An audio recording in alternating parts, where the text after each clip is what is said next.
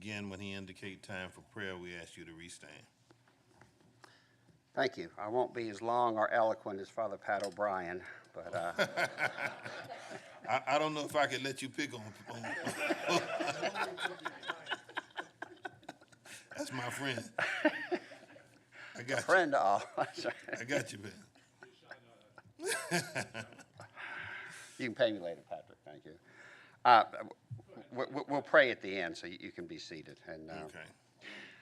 just, if you, in days of old, when you were watching Oprah or Ellen, they had gifts, for the audience sometimes. They'd find out they were getting a book or cookware or something. But God's given us all a gift today, and that's of his friendship. So I'd like just to take a moment or two talking about two people that had strong friendships with God. One was a young Jewish poet, David. And David wrote this in Psalm 18, "The Lord is my rock fastness, my stronghold, my rescuer, my God, my hiding place, and I flee for safety. He is my shield, my weapon of deliverance, and my refuge." So King David was a gifted poet, and he was anointed by the prophet Samuel to become the future king of Israel, except one problem was Saul had no interest in David becoming king, and so he was threatened by him and sent his warriors out to kill him, to banish him. So David was, much of his early life was on the run because he was a wanted man, and he had to hide out with some of his friends. But he was also a warrior, and so when he wasn't worried about being killed by the king, the Philistines were after his head, so he was running from them. So when he wrote that psalm, "The Lord is my hiding place, my stronghold," he wasn't just being a poet. He was talking about, I need God. If he's given me, this call, I need his protection because I'm in danger. My family and friends are in danger.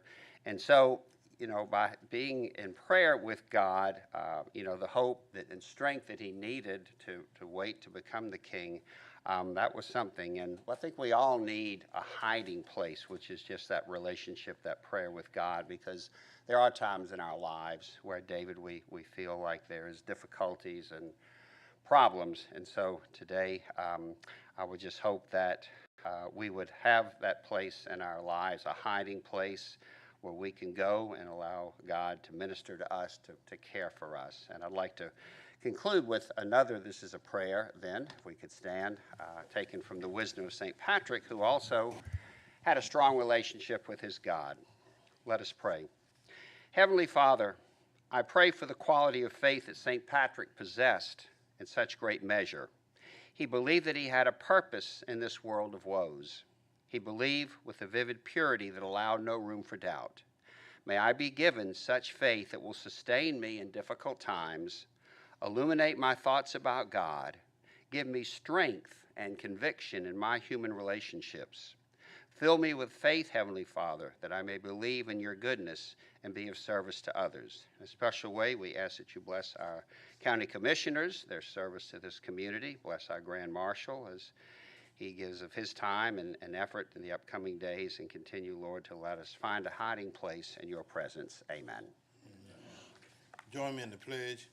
I pledge allegiance to the flag of the United States of America and to the republic for which it stands, one nation, under God, indivisible, with liberty and justice for all. Thank you. You may be seated.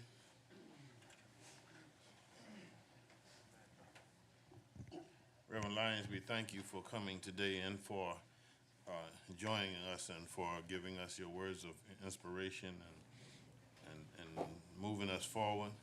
At this time, we'll have roll call. Chester A. Ellis, Chairman. Present. Helen L. Stone, District 1, Vice Chairman. Kenneth A. Adams, District 8, Chairman Pro Tem. Present. Larry Gator Rivers, District 2. Bobby Lockett, District 3. Patrick K. Farrell, District 4. Here. Tanya Milton, District 5. Present. Aaron Whiteley, District 6. Here. Dean Kicklighter, District 7. Here. At this time, I'll open the floor for Commissioner Whiteley. Mr. Chairman, I'd like to make a motion that we excuse Commissioner Lawrence Gator Rivers, and I also ask that we all keep him in our prayers. I'll second that. Proper motion and second that Commissioner Rivers be excused. Are you ready for the question? Please signify your vote. Commissioner Adams, how do you vote? Yes. Okay, that's a yes vote from Commissioner Adams. Is Helen on? We need to excuse Helen? Do we need to excuse Helen?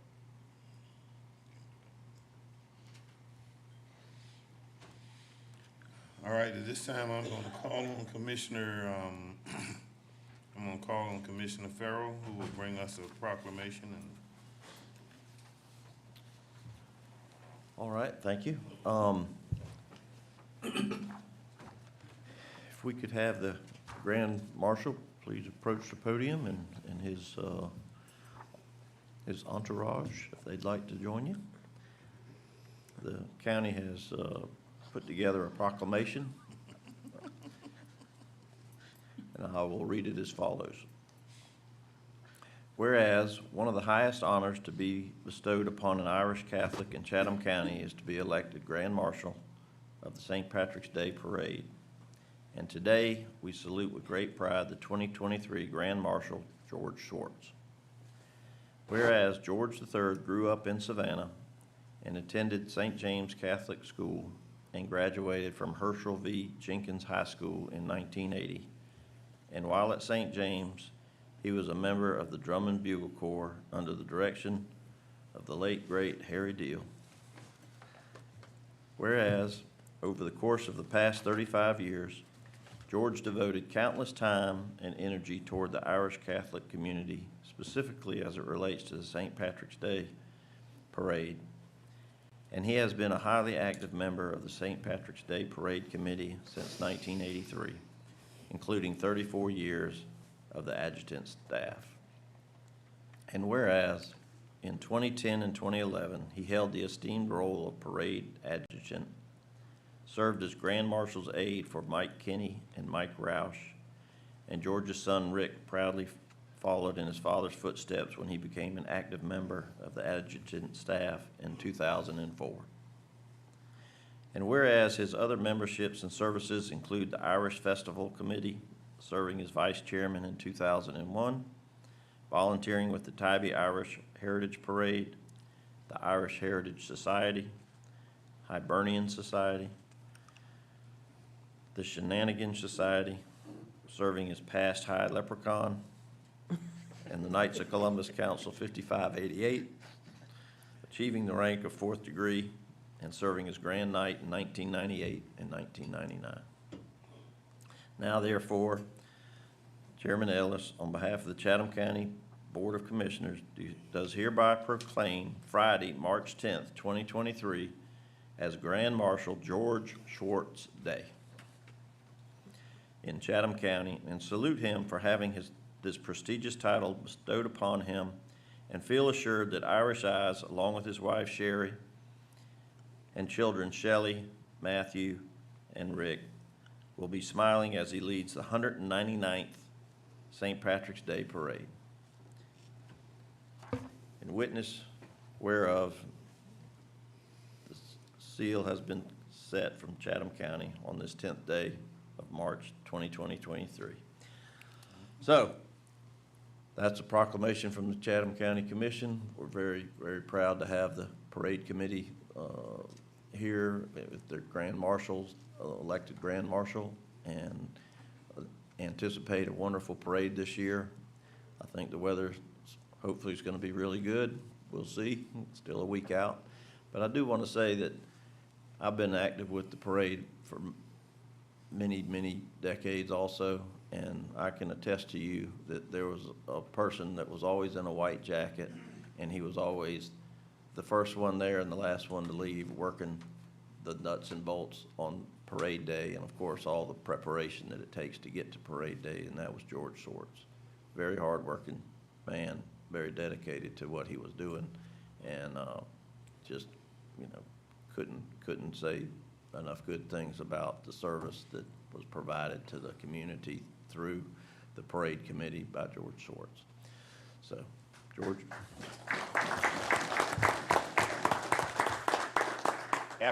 after you reading all that, I was trying to figure out when I had time to sleep. It worked. Really? Thank y'all so much. Excuse my voice, Savannah crud. But thank y'all so much. I really appreciate it. I'm really honored by the parade committee picking me as Grand Marshal, and I hope I can lead this parade and we can put on a good thing for this city of Savannah and Chatham County. Thank you. And thank you so much, and thank all of you for the job you do, and it was especially rewarding to me on Sunday to be at the vestibule, especially because I met one of my former children, that's Shelley.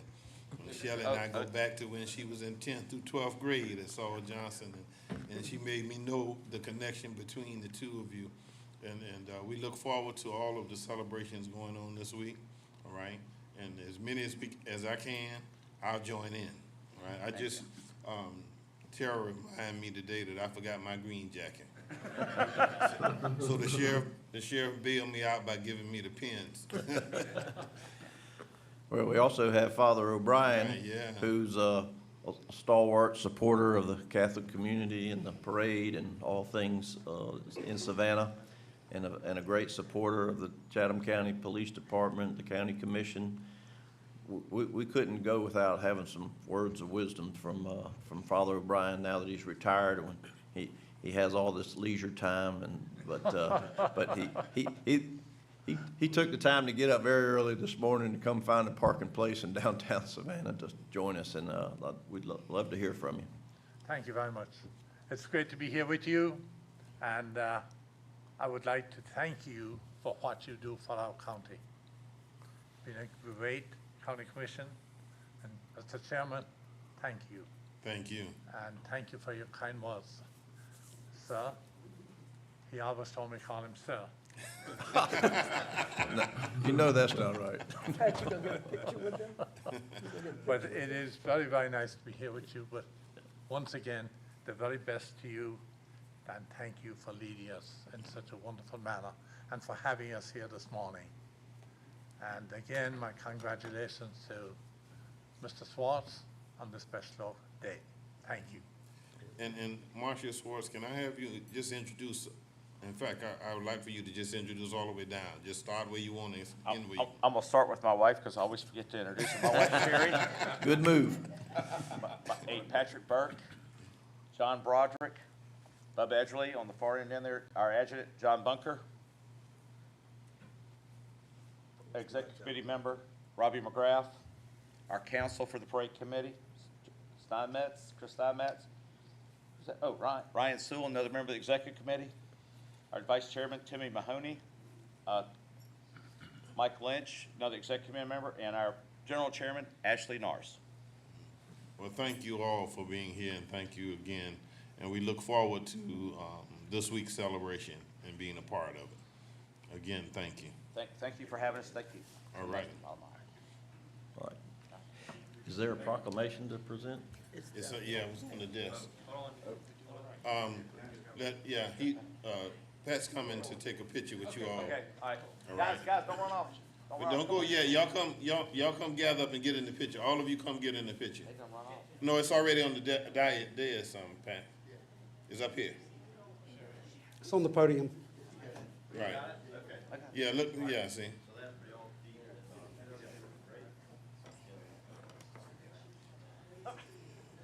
Y'all balance off. Oh, there you go.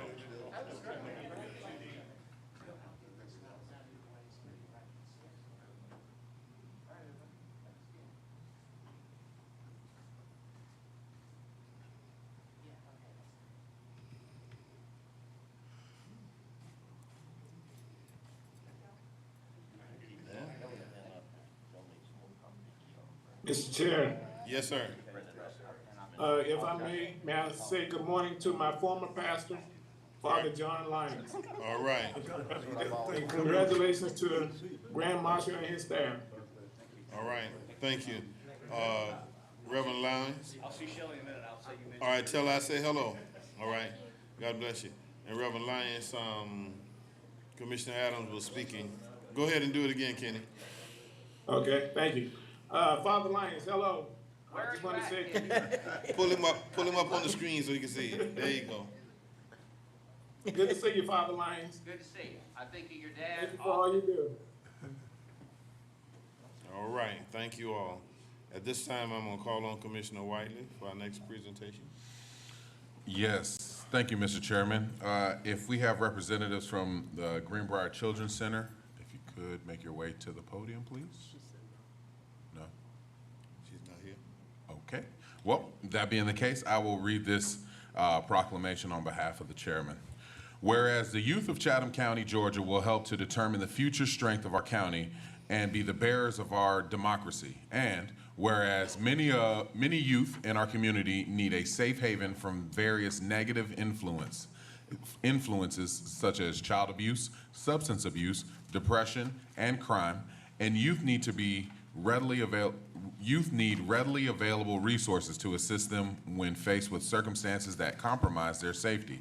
And whereas the Safe Place program is committed to protecting the youth of Chatham County by offering access to immediate help and safety for young people selecting assistance and guidance. And whereas designated locations where youth can get information and immediate help, Safe Place is found at businesses such as restaurants, convenience stores, movie theaters, and community buildings, such as fire stations, libraries, and public transportation vehicles. And whereas Greenbrier Children's Center is licensed to provide over 80 Safe Place sites located throughout Chatham County, and more than 359,000 youth have been helped at a Safe Place location or received counseling by phone as a result of Safe Place information received at school. Now, therefore, on behalf of the Chatham County Board of Commissioners, do hereby proclaim the week of March 19th through March 25th of 2023 as Safe Place Week in Chatham County, and call upon the citizens of Chatham County, Georgia, and interested groups to promote awareness of and volunteer involvement in the Safe Place program and observe the week with appropriate ceremonies and activities. In witness whereof, I have hereto set my hand to cause the seal of Chatham County, Georgia on the 10th day of March, 2023. Thank you, sir. We don't have any chairman's items or commissioner items. We don't have any table items. We go to items for individual action. This time, we're going to number 1, reappoint Chester A. Ellis to the Savannah Harbor Interstate 16 Corridor Joint Development Authority. Is there a motion? So moved, Mr. Chairman. Second. Probably motion and second that the chairman be reappointed. Are you ready for the question? Please cast your votes. Commissioner Adams, how do you vote? Yes. All right, Commissioner Adams is yes. Reappoint Constance Ritt to the Chatham County Board of Health. Is there a motion? Also moved. Second. Properly motion and second that Ms. Ritt be reappointed. Are you ready for the question? Please cast your votes. Commissioner Adams, how do you vote? Yes. All right. C, reappoint Julius Johnson to the Chatham County Board of Health. Is there a motion? So moved. Second. Properly motion and second. Are you ready for the question? Please cast your votes. Commissioner Adams, how do you vote? Yes. Okay. All right, now we will have the presentation by Attorney Tate. Is he here? All right. Okay, he's not here. All right, request of board's approval to accept $303,600. No, I'm sorry. Yeah, I'm good. $303,678.48 as direct federal payment from the opioid settlement fund and establish a budget. Is there a motion? Move to approve, Mr. Chairman. Second. Yep. Properly motion and second that the request be granted. Are you ready for the question? Please cast your votes. Commissioner Adams, how do you vote? Yes. Commissioner Adams vote yes. Request approval of the following budget amendments and transfers. In the multi-grant fund, increased revenue and expenditures, $14,000 to project 2502215 for the CESF position of the VOCA, COMP, Advocate Program, in the Capital Improvement Fund, transfer $100,000 from contingency to establish a project for refurbishment of the new county wellness center. 3, in the American Rescue Fund, transfer $600,000 from the future COVID projects to the Nancy Place Lift Station project. Is there a motion? So moved, Mr. Chairman. Second. Properly motion and second that the request be granted. Are you ready for the question? Please cast your votes. Commissioner Adams, how do you vote? Yes. All right, 5. Request board approval of a resolution to support Chatham County becoming a member of the American Flood Coalition via resolution. The American Flood Coalition is a non-cost forum for better practices and sources of support in developing local and state level responses to flooding and sea level rise that will enhance Chatham County resiliency effort. All districts. Is there a motion? I so move. Second. Properly motion and second that the request be granted. Are you ready for the question? Please cast your votes. Commissioner Adams? Yes. All right. Request board approval of the intergovernmental agreement between Chatham County, the town of Thunderbolt, and Sonia L. Jackson, Tax Commissioner, which is providing services overseeing the collection of taxes revenue for Thunderbolt. Is there a motion? I so move. Second. Probably motion and second that the request be granted. Are you ready for the question? Please cast your votes. Commissioner Adams, how do you vote? Yes. All right. Board consider request by applicant Robert, is he pronouncing that Johns? Johnson, for a variance from section 24-122, parentheses 2 and parentheses 7 of the flood damage prevention ordinance for construction of his residency at 135 Runner Road, pin number 10025E01010, District 4. All right, now at this time, I'm understanding that we need to open up the public. Yes, sir. We're going to open up the hearing on this request for variance and ask the petitioner to come to the mic and provide the information. All right, let me have a motion to open a public hearing. So moved, Mr. Chairman. Second. Properly motion second that we go into public hearing. Ready for the question, please cast your vote. Commissioner Adams, how do you vote? Yes. All right, now, is there someone here to speak on this?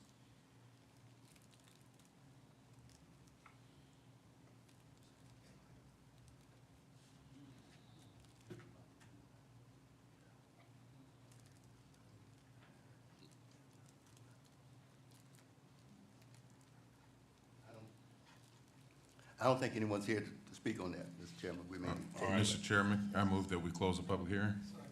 Properly motion and second that we close. Yes. Okay.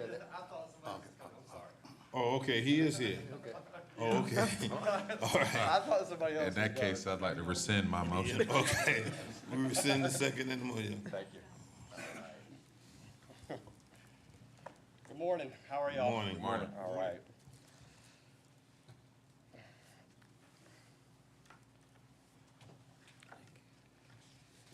So, Thank you.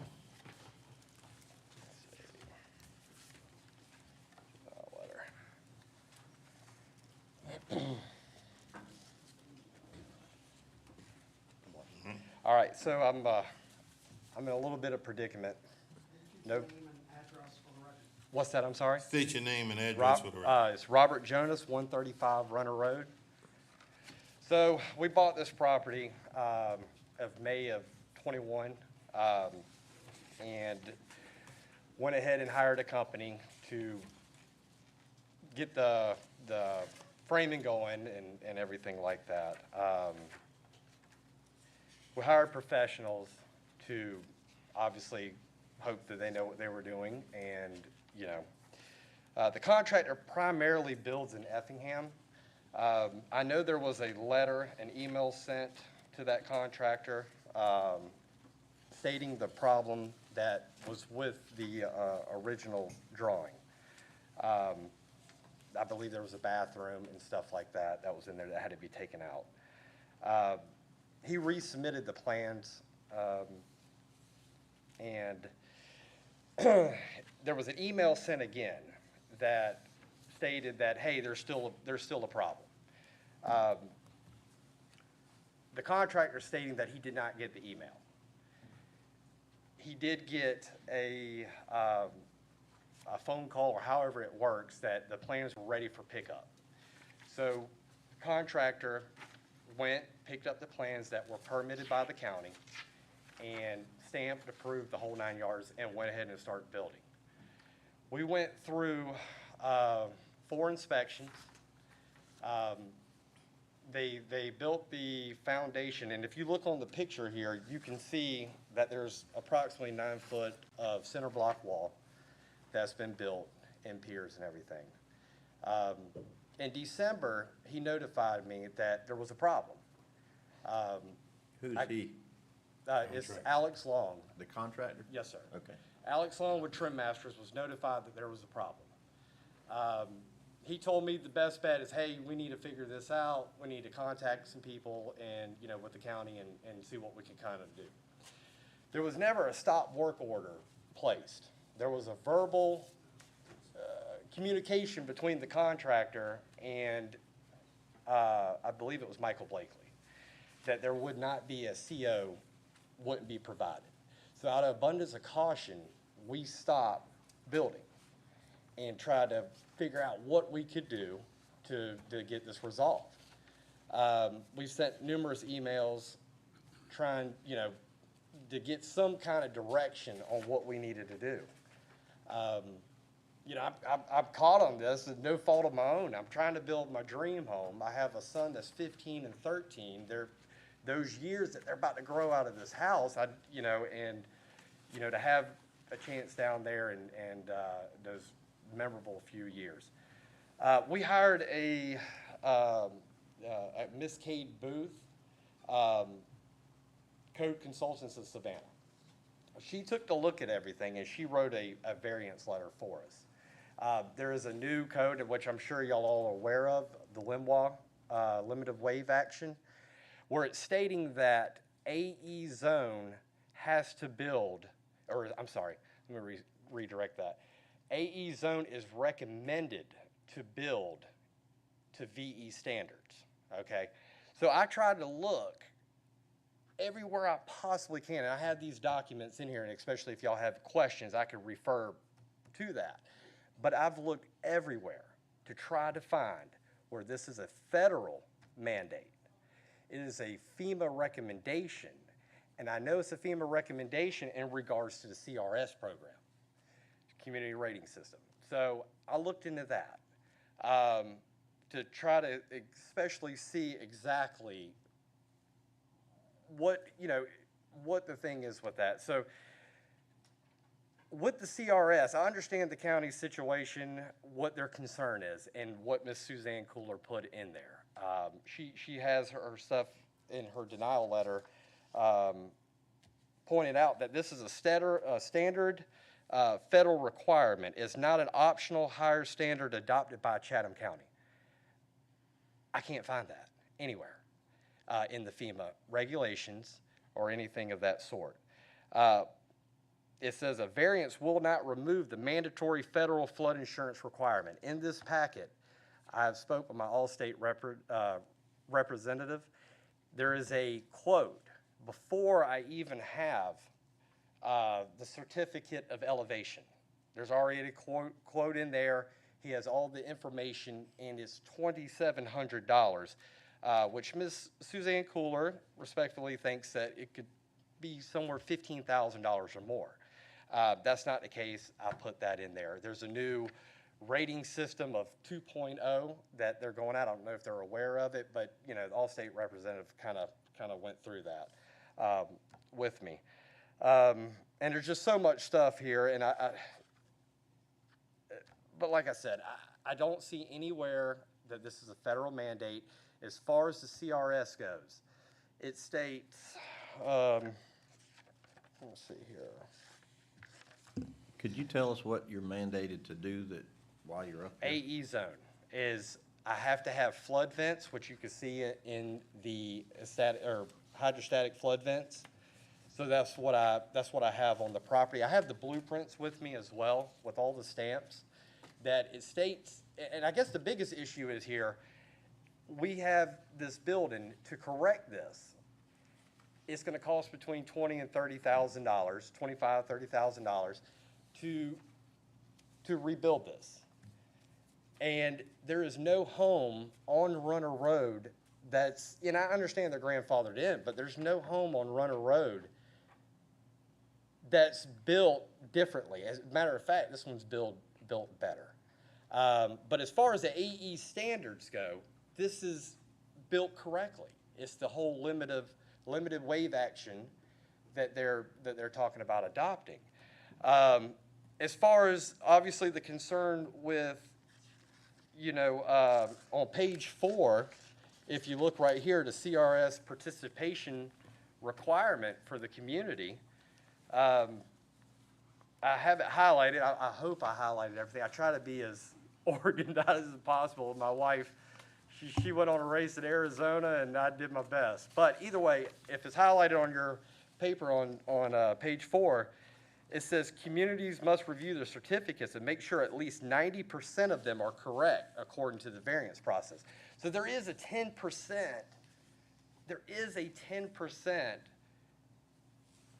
that may not meet that for whatever circumstance, especially today's day and time. There's nothing that's 100%. So they do give us that little bit of leeway there as in regarding the CRS. And also the CRS, I have the variance letter with Ms. Kate Booth. It's a very complex thing.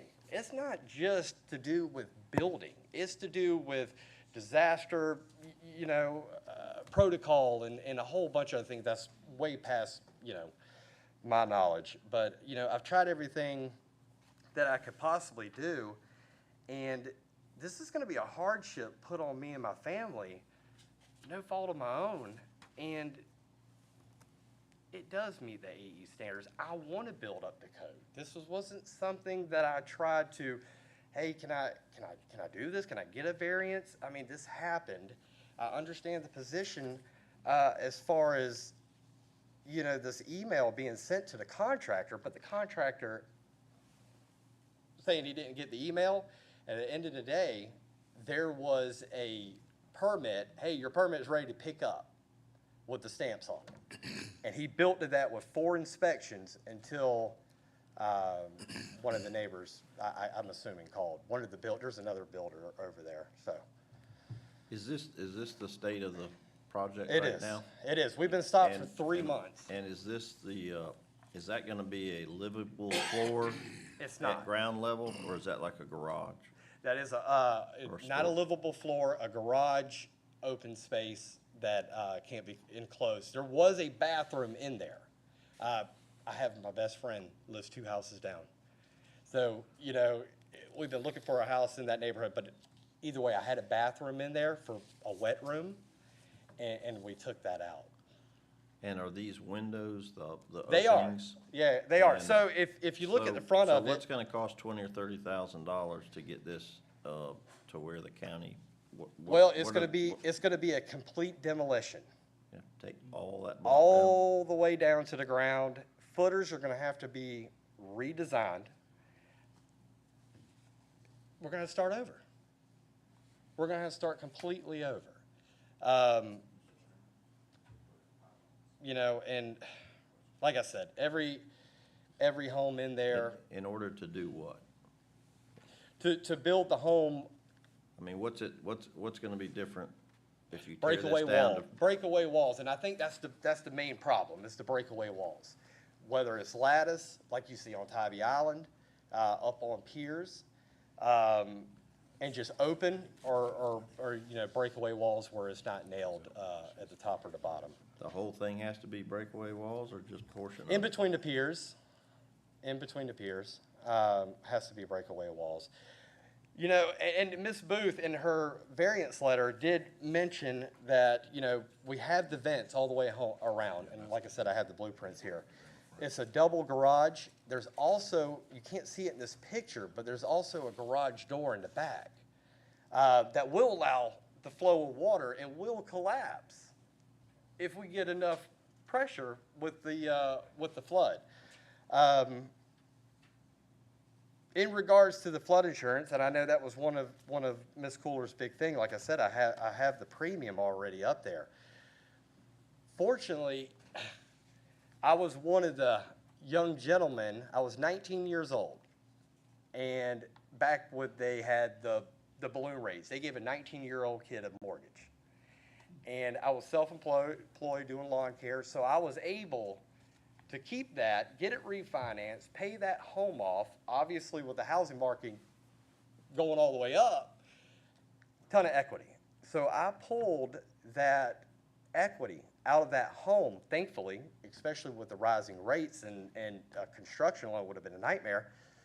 This property is not gonna have a mortgage on it. It's not gonna have a loan, so I'm not required, which I would have it, but I'm not required to have flood insurance.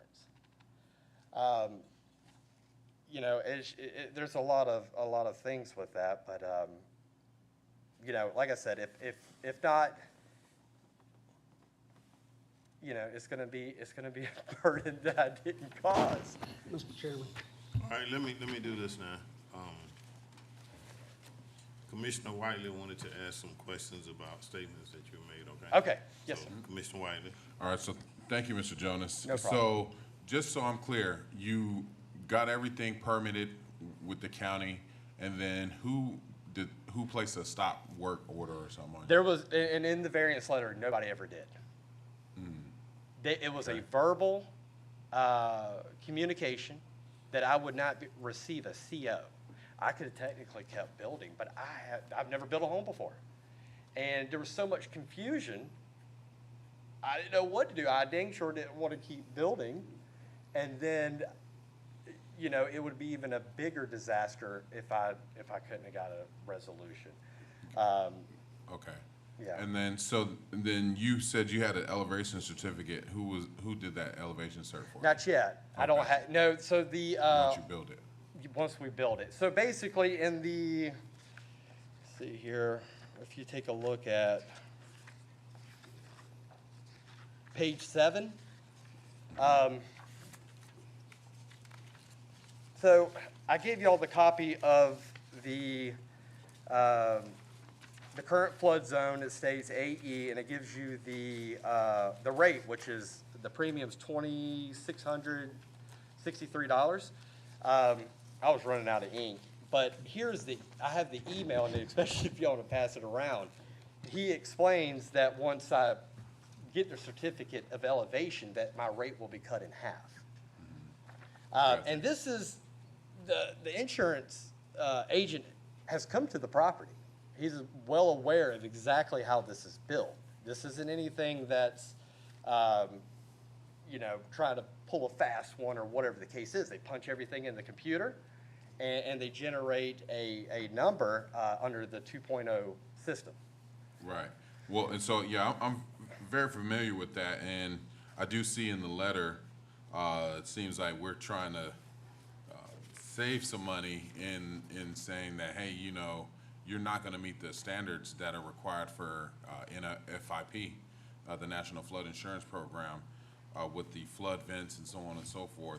But at the same time, understanding that you're not going to have a mortgage, I understand that. Yeah. But, so this is your forever home? This never is, gone- this is, and, this is it. This is, the dream home. So then, respectfully, what happens to if the next generation within your legacy has to pull out a mortgage or something like that? They're stuck. Well, and I think that's where I go back to that. It's still a recommendation. It's still everything that I've seen that I could pull up, let's pull up elsewhere. it's a FEMA adoption. And, you know, if you go to page number 1, because the home is built to AE standards. If you go to number 1, the limited wave action, I should have it circled or highlighted, just one page there, that FEMA encourages the practice of building a V zone with many local. If you go to page 2, same verbiage. Coastal A zone, FEMA encourages communities to apply VE zone floodplain management standards.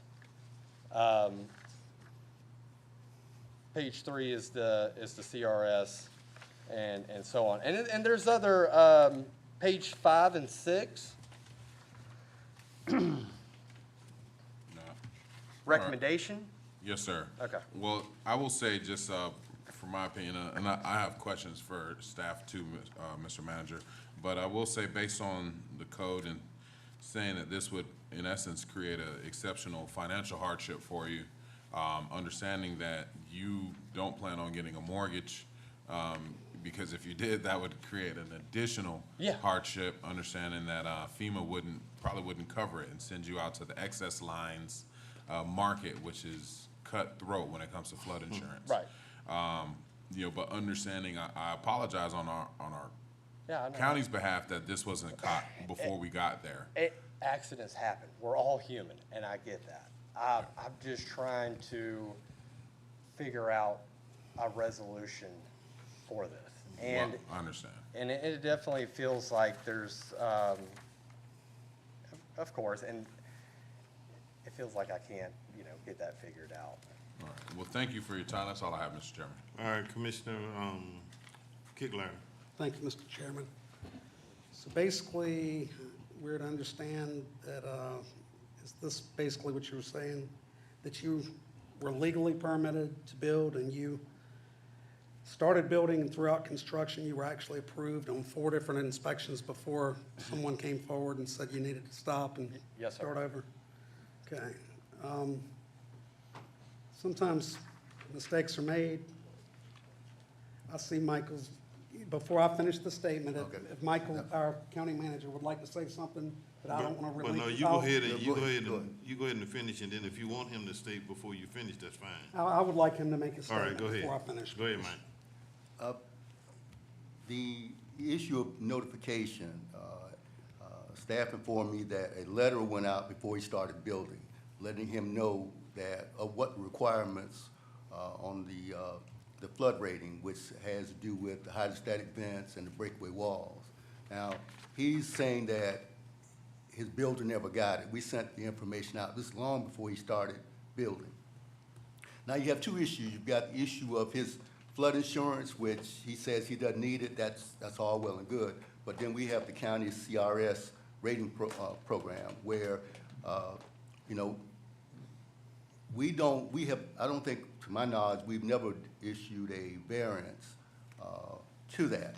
Now, when you start issuing those variances, then they come back and look at our program. So I would caution the board to be very deliberate when you're getting ready to issue these variances. Okay, well, I don't, all right, now I'd like to finish the Okay. statement, then thank you. All right, so whatever is going on there, that's all fine and dandy, but this gentleman here did what he was supposed to do. Actually passed 4 different inspections before it came to a halt. So if we don't want to lose our rating or lower the rating, I will gladly make the motion if this guy will sign a release that we pay him $20,000 so he can redo the place up to the current standards, because it's not his fault. yeah, and that would definitely, you know, definitely relieve that issue as well. And, you know, I but mean, either, and then we're out of this, and he can start over.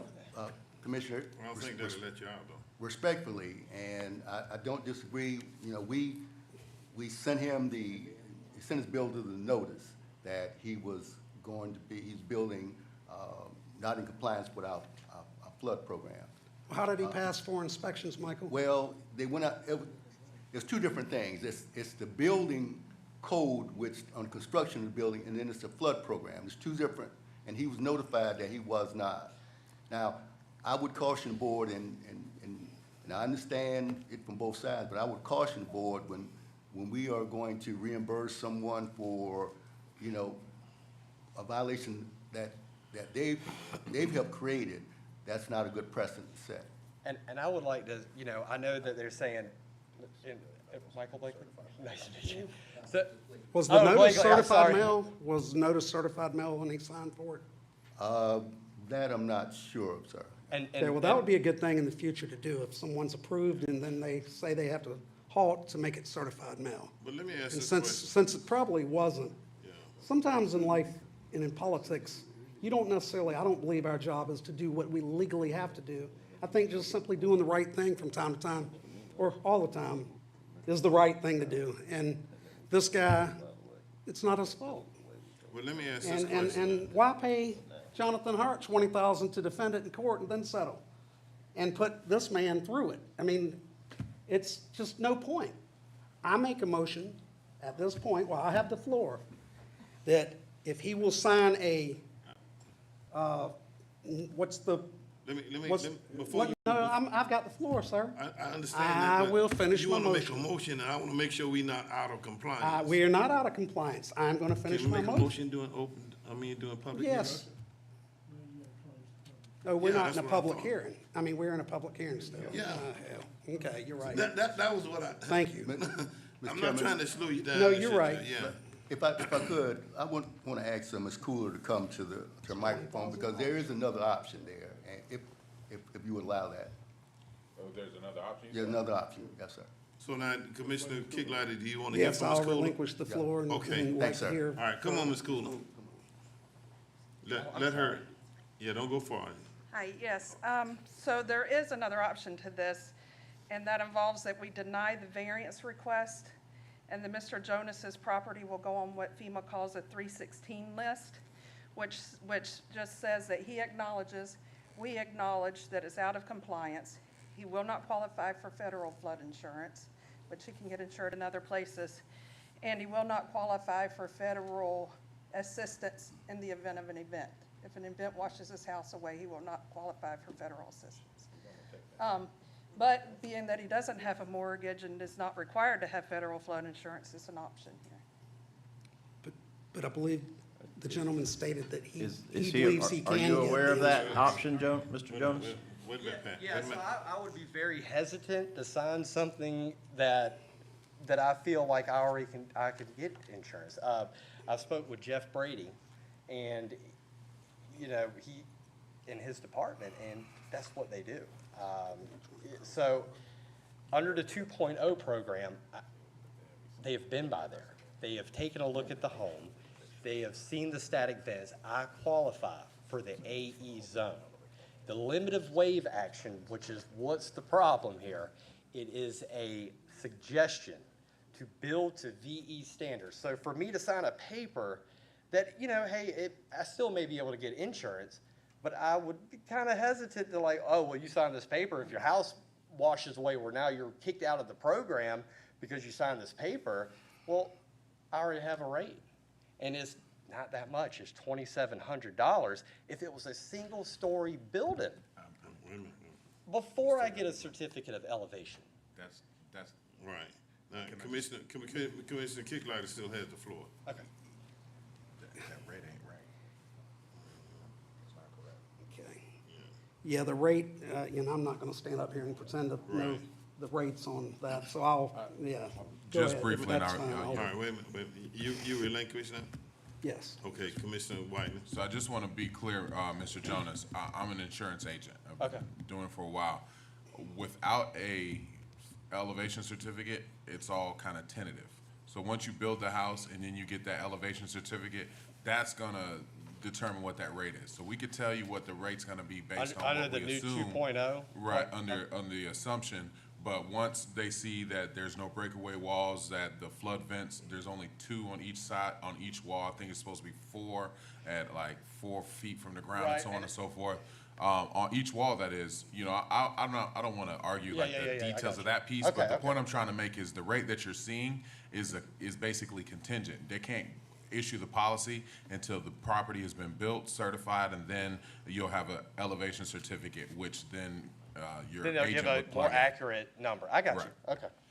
Okay.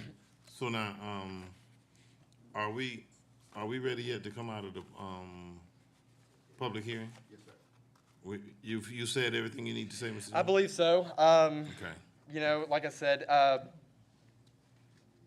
y'all get the gist of it. All right. Can I ask, All right, let me. can I ask all a right, quick wait, question? I had a quick question on Yeah, both go these ahead, answers. after Mr. White. All right, so, thank you, Mr. Chairman. So, Suzanne, just to be clear, so, and just, I think maybe Mr. Jonas might have misunderstood also. We're not necessary, if we deny this variance, you would go onto a list that FEMA's gonna make you go onto. We're not forcing you to go on that list, but based on the circumstances, you would be placed on that list.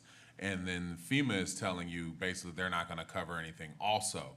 So I want you to be clear, we're not asking you to sign over anything. Right. In the instance that we deny this and you just go on that list and you carry on. Granted, we allow that to take place. The other option, what Commissioner Kittleiter was something different, but I just wanted to be clear, because I heard you say, I'm I got apprehensive you. to Yeah, sign no, something. I wasn't sure. Right, Okay. and no, Okay, we're not I got asking you to Okay. sign anything. If we were to deny the variance, just please correct me if I'm wrong, Ms. Cooler. If we deny this variance, right, he would potentially be able to still move forward. He would just be placed on that 316 list, which is a list created by FEMA, right? That's correct. Okay. Okay. All right, now, okay, So, I'm coming back. so I just want to be Commissioner Farrell. clear here. Nobody in this room has a lot of influence with FEMA. They're their own national agency. So what we do have is the building permit, which was issued to this young gentleman, and since we issued him the building permit and he proceeded to build, my question to staff is, if he starts building according to the plans that were approved, and he finishes and completes his structure according to the plan without any changes, will he get a CO upon all the inspections passing that were approved on his stamped plans? And will he be able to get electricity and move into his house? That's a question for the building official.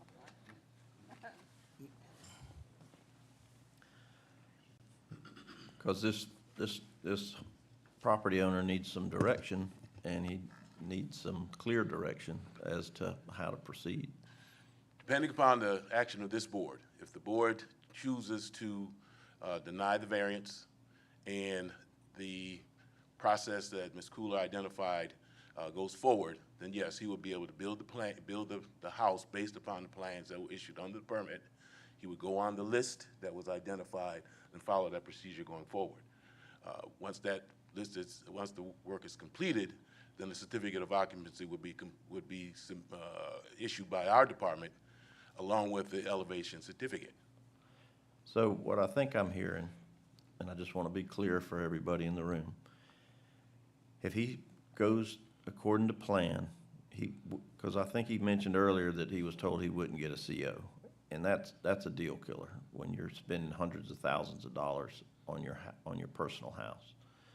So what I'm hearing is if he proceeds and builds the house according to the stamped and approved plans that the county issued the building permit for, then he will get a CO, and he will get his electricity, and he will be able to move in. And it may trigger something from FEMA, and that would totally, he's being well informed as that this may happen if he doesn't change some of the plans. But I think that's ultimately his decision as to whether to change his plans or whatnot. But as this body and this board, I don't think that we should be holding up his construction, and I don't think we have. I think he mentioned earlier that out of an abundance of caution, as he's trying to figure out which direction he wants to go and what path he wants to follow, that he stopped. So So this county is not stopping you from building this building according to the plan, but I think what I'm hearing is our staff is telling you what some of the consequences could be if you don't alter these plans. Is that a fair statement from staff? Can y'all say that's a fair? Like I said, I can definitively say that if he follows the plans based upon the permit that was issued, depending upon the action of this board, that yes, he can finish that. Why would the board have to take any action? Well, you have a request before you for a variance. Oh, You have to all act. right, if we deny the variance, will that, I mean, Well, again, how does that affect this part, the part that is involved with Chatham County building permit and the CO and the ability to get an electric meter and run his house with electricity? again, if the board decides to deny the variance, then the process that Ms. Cooler identified will take place with FEMA. As far as the building permit is concerned, he will be able to move forward based upon the plans that were issued and the permit that was issued based on those plans. Now, there may be some consequences on the back end from FEMA, as well as whatever the program identifies. Okay, so regardless of whether a variance is issued or not issued by this board, he can proceed without any undue encumbrances from the building inspections department and the ability to get a CO and have a permanent electrical meter hooked up to his home. Again, yes. Yes. All right, just want to be perfectly clear, so he knows. So I'm trying to figure out what the ask is here. So maybe he can come back to the podium and let us know. Let's get the ruling from the attorney before we go to the next one. Yeah, this is not a ruling, this is just an observation for information purposes. There's two things here. There's whether the house is code compliant. In accordance with Gregory's department's inspection of it, the house meets all the building codes. Right. Okay? It meets all the the building Build a codes. house. In other words, if he builds that house, he's going to be building code Compliant. That's correct. And we will grant a CO for a building code compliant house. He is not meeting the requirements that FEMA has for participation in any FEMA insurance program. That's a whole different ball of wax there. But that's not something we control, right? We don't control the rules and regulations on that. That's made by FEMA. That's strictly between only the thing we property have to- owner and FEMA, right? Yeah, and Okay. the only thing we have to be very conscious of is that you can't have any federal insured mortgages in this county unless you're FEMA compliant. And if the governing body goes willy-nilly and grants variances because, oh, I feel sorry for somebody, they're not code compliant with FEMA, well, let's just look the other way and comply. I got you. And it's audited. They have the power to take away the ability to get flood insurance, which takes away the ability of any federally insured bank from making a loan, which is just about 98, 99%. There might be a few out there, probably some, I wouldn't even hesitate to guess. So those are two different things. The third thing is, he is correct. If he does not have a loan on the house, and he wants to take the risk that it gets washed away and not collect any money for it, that's his decision. But he's not gonna own that house forever. And when he gets ready to sell that house, he better make a disclosure to whoever's fixing to buy that house that you can't get flood insurance on it. All right. All I'm saying is that's something that is lawsuits, and there's not a thing you guys can do about that. Okay. Right. Now, you could require, if you want to, there's very few remedies you have. Now, is this a suggestion, FEMA suggestion? I don't know right now. But I do know they're getting tougher and tougher on Linway program. It used to be if you had hydrostatic vents and they're spaced appropriate, like you suggested, you were good to go. Then it became hydrostatic vents and breakaway walls. Now they're talking about you gotta have the bottom floor that you're doing the elevate to be totally available to water flowing both ways.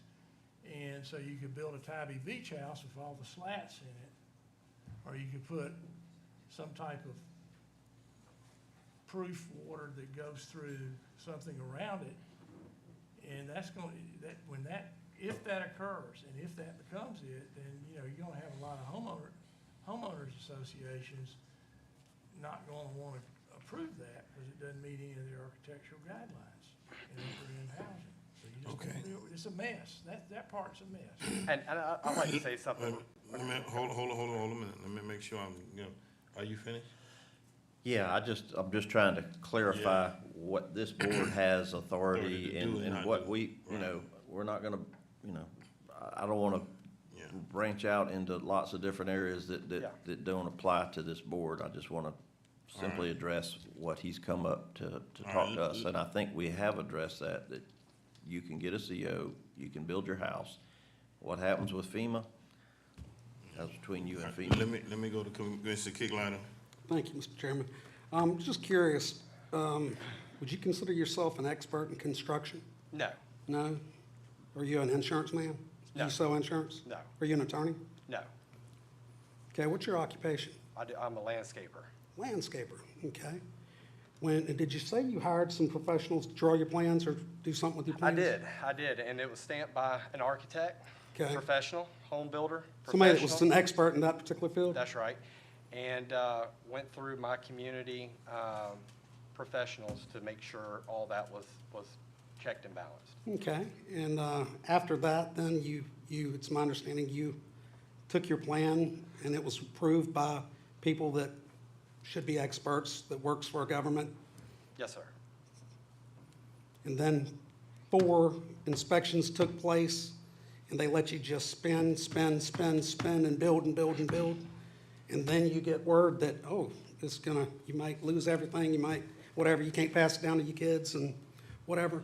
I just want to state that I don't want anyone on our staff to take this criticism personally. People, as humans, make mistakes from time to time, and a mistake was made. Clearly a mistake was made. I made one once, so it can happen. But it's our mistake. And this is, guys, and Michael, with all due respect, Mr. Manager, with all due respect, we just paid, or we're gonna pay, $80,000 or $70-something thousand for an air conditioner in a swimming pool that loses $500,000 to $1 million every year in just a minute. This is a guy that's not an expert in building, he's a landscaper. And he did everything right, and this is not his fault, not at all. Sir, if we can reimburse you or $20,000, would you sign a hold harmless agreement stating that that's good and you're gonna start over? Yes, I would. Okay, that's all I need to know. And That's fine. You know, this board can do what this board wants, but if we start paying people for code compliance problems. well, if we keep Wait a screwing minute. up like this. May I finish? This is a situation in which a man's got a code compliant house that he can build if he wants to. He is not code compliant insofar as FEMA. That's a whole different set of regulations.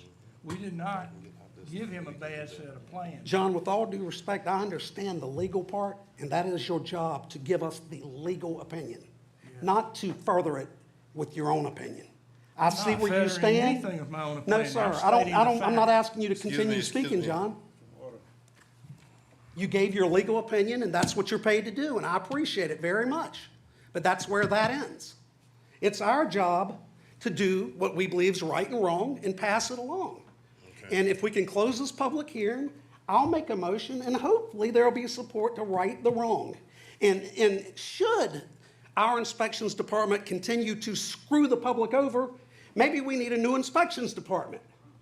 So maybe we don't need to worry about starting a precedent. Maybe we fix the dang problem right now where it don't happen again. Now, granted, I have no problem with our director or our staff. We permit tons of things, and I've never heard something like this in my 22 years or 23 years here. So one time have I heard something that's clearly our fault. Government's not trustworthy enough as it is everywhere. Just do the right thing. It's $20,000. And this man can take what he worked his whole life and did a fine job moving through. He can get back on with his life. I mean, legally, I get that we don't probably have to do, but a courtroom might say we did, but the right thing is just reimburse the guy, let him start over and get on with his life. I don't want this man to pass something down to his kids one day and they can't insure it and it blows away and he's dead and gone, thought he took care of his family and he didn't because of something that we accidentally permitted. So with that, let's close this and at least make a vote and try to resolve it. Let me make sure now. Commissioner Wiley, you had your hand up. You still want to speak? Yes, sir. Okay, go ahead. Well, with that being said, and I'm sorry that Mr. Jonas, it's taken us this long to recognize kind of what Commissioner Kicklighter said. I do want to just say to Mr. Chairman and my colleagues, I think we should request some sort of an action plan from staff as it relates to how we're notifying people of stop work measures and how our code may work with or against federal code. This is not the first time I've heard of a situation like this. I have a constituent in my district, a widow, who is gone through something similar where plans were approved, everything was green lit, and then come to the end of the whole process, all her hard work and money that was saved up is basically gone down the drain. So I really hope that we, from this, make a plan to review and go and look back to see where we can improve. Again, no shot at our staff. I think we have excellent staff, excellent leadership in our offices, but sometimes it's good to just go back and do, as we in the military call an after-action review, AAR, and see what worked, what didn't work, and how we can improve upon it. But again, I agree with Commissioner Kicklighter. No citizen should have to pay for a failure of whom they trusted, us. The fact that they even trusted us, it says a lot, and we appreciate that. And so I think it's important that we do right by our citizens in that regard. Thank you.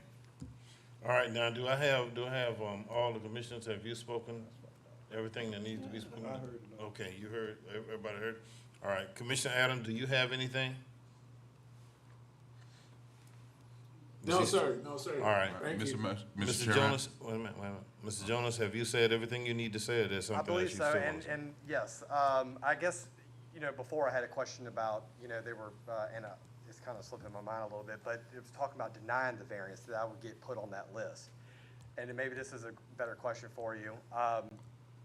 If the variance, gotcha, all right, we can pass that. All right. Well, that's what I'm saying, if you can't. Yeah, I don't mean to cause any more confusion. Right. That's all. What I'm saying is you came here so you could continue building your house. Yes, sir. You seem like you had, you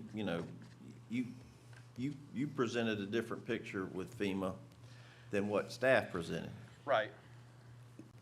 I think that the board is interested in making sure that when you get a permit to build, that you get to build what you were permitted. And what I'm hearing today is you will be able to build exactly what's on your plan. You will get a CO should you pass all your inspections, and you will get your electricity. And I think that, well, I think maybe what staff is doing is telling you, well, the way we see this FEMA, this is how it may turn out. Okay.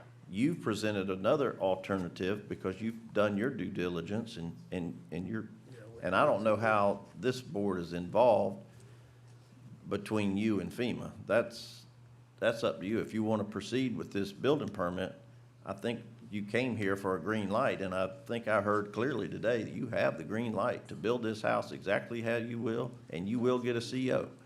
What happens between you and FEMA, I think is between you and FEMA, and doesn't really concern the Department of Building Safety or this commission.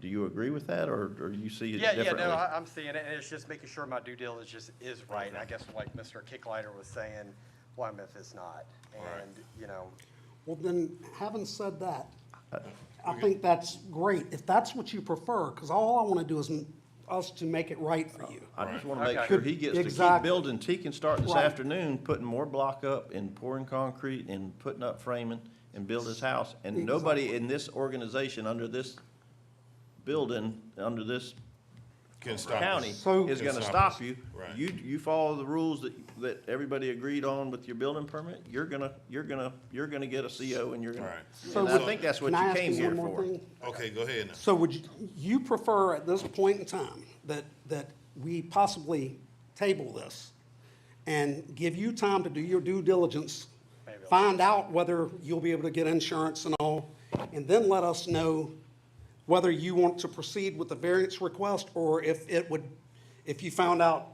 you can't insure it and that we need to or you would like to be yeah, reimbursed? that would be definitely a great option, but obviously I've been waiting for 3 months. Okay, so which one would you like to do today? But you, Right, but and, what well, you're I was hearing gonna say, today when's is, the next hearing? Wait, When's we the got next too many hearing? folks talking now. Okay. Let me do this now, Mrs. 2 weeks Mrs. out. Jones. Are you finished? I think so. Okay, I'm gonna all put the mic down. Everybody up here finished? We're 2 weeks All right, away. Mr. All Chairman, right, I'd like to make let me have a motion to come close out of the public hearing. so moved. Is there a second? Second. Properly motion is second that we come out of public hearing. Please vote, Commissioner Commissioner Adams. How do you vote? Good Lord. Yes. Okay, Commissioner Adams vote yes. All right, we got everybody in. All right, now, I think that, you want to go ahead and make a motion? I'll make a motion to table item 7 for 2 So weeks. 2 weeks until the next meeting. Yeah, Let's just everybody think about what happened Second. today, where you stand, and, Okay. you know, and we'll that'll go give from me there. time. That's Yeah, good. all Let right. everybody kind of digest what happened Definitely. It's today. been properly motioned and second that we allow a table for 2 weeks to get, and let them get back with engineering and those and permitting and compliance and everybody else, all right? Do y'all know Yeah. the exact date by any chance? March 24th, I think I fly out. Well, we can table it for 4 weeks. It's okay with us. We got you. Just send We'll- us a we'll- certified we letter. keep which one you coming need. back. It's up to Right. you to come back if you want. Right, and then what you can do with them, what you can do with the staff is if you meet with them within this 2 weeks. And, yep. And then just send something certified that you are in agreements with what they gonna put up, all right? Then we can go Then and when- get then rid I of can this in carry 2 on weeks. building, and Right. then if Well, not- well, if- see, now, your options are, now there's I'm sorry, I'm out of order. Let me get back in order. It's been properly motioned and second, all right? we're not supposed That we table this for 2 weeks. Now. Call the question. Are you ready for the question? All right, now let me say this under the question part, okay? That's what I want to get back on track. You can actually ask us to just pass a variance and start building today, all right? And then all the permits See, and now, stuff. I just want is to in- point all out right, legally. so legally, yeah. Legally, when we've tabled something, discussion's supposed to stop. Start, legally. okay, now, So, so therefore, vote. Let's Let's go. just table it and That's let kinda everybody legal digest opinion. what All right, happened everybody today. cast your and then votes. we'll- Commissioner Adams, how do you vote? Yes. All right, Commissioner Lockett, okay, there we go. It's tabled. All right, it's tabled. We'll see you in 2 weeks. Thank you. All right. Let me go back, our attorney, Tate is here, so let me get ready to call him if he'd come, all right?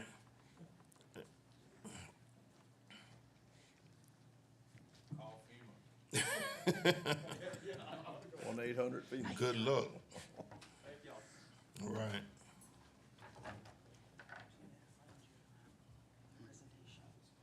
I've been told that they don't want to see it. And our presenter guy just left,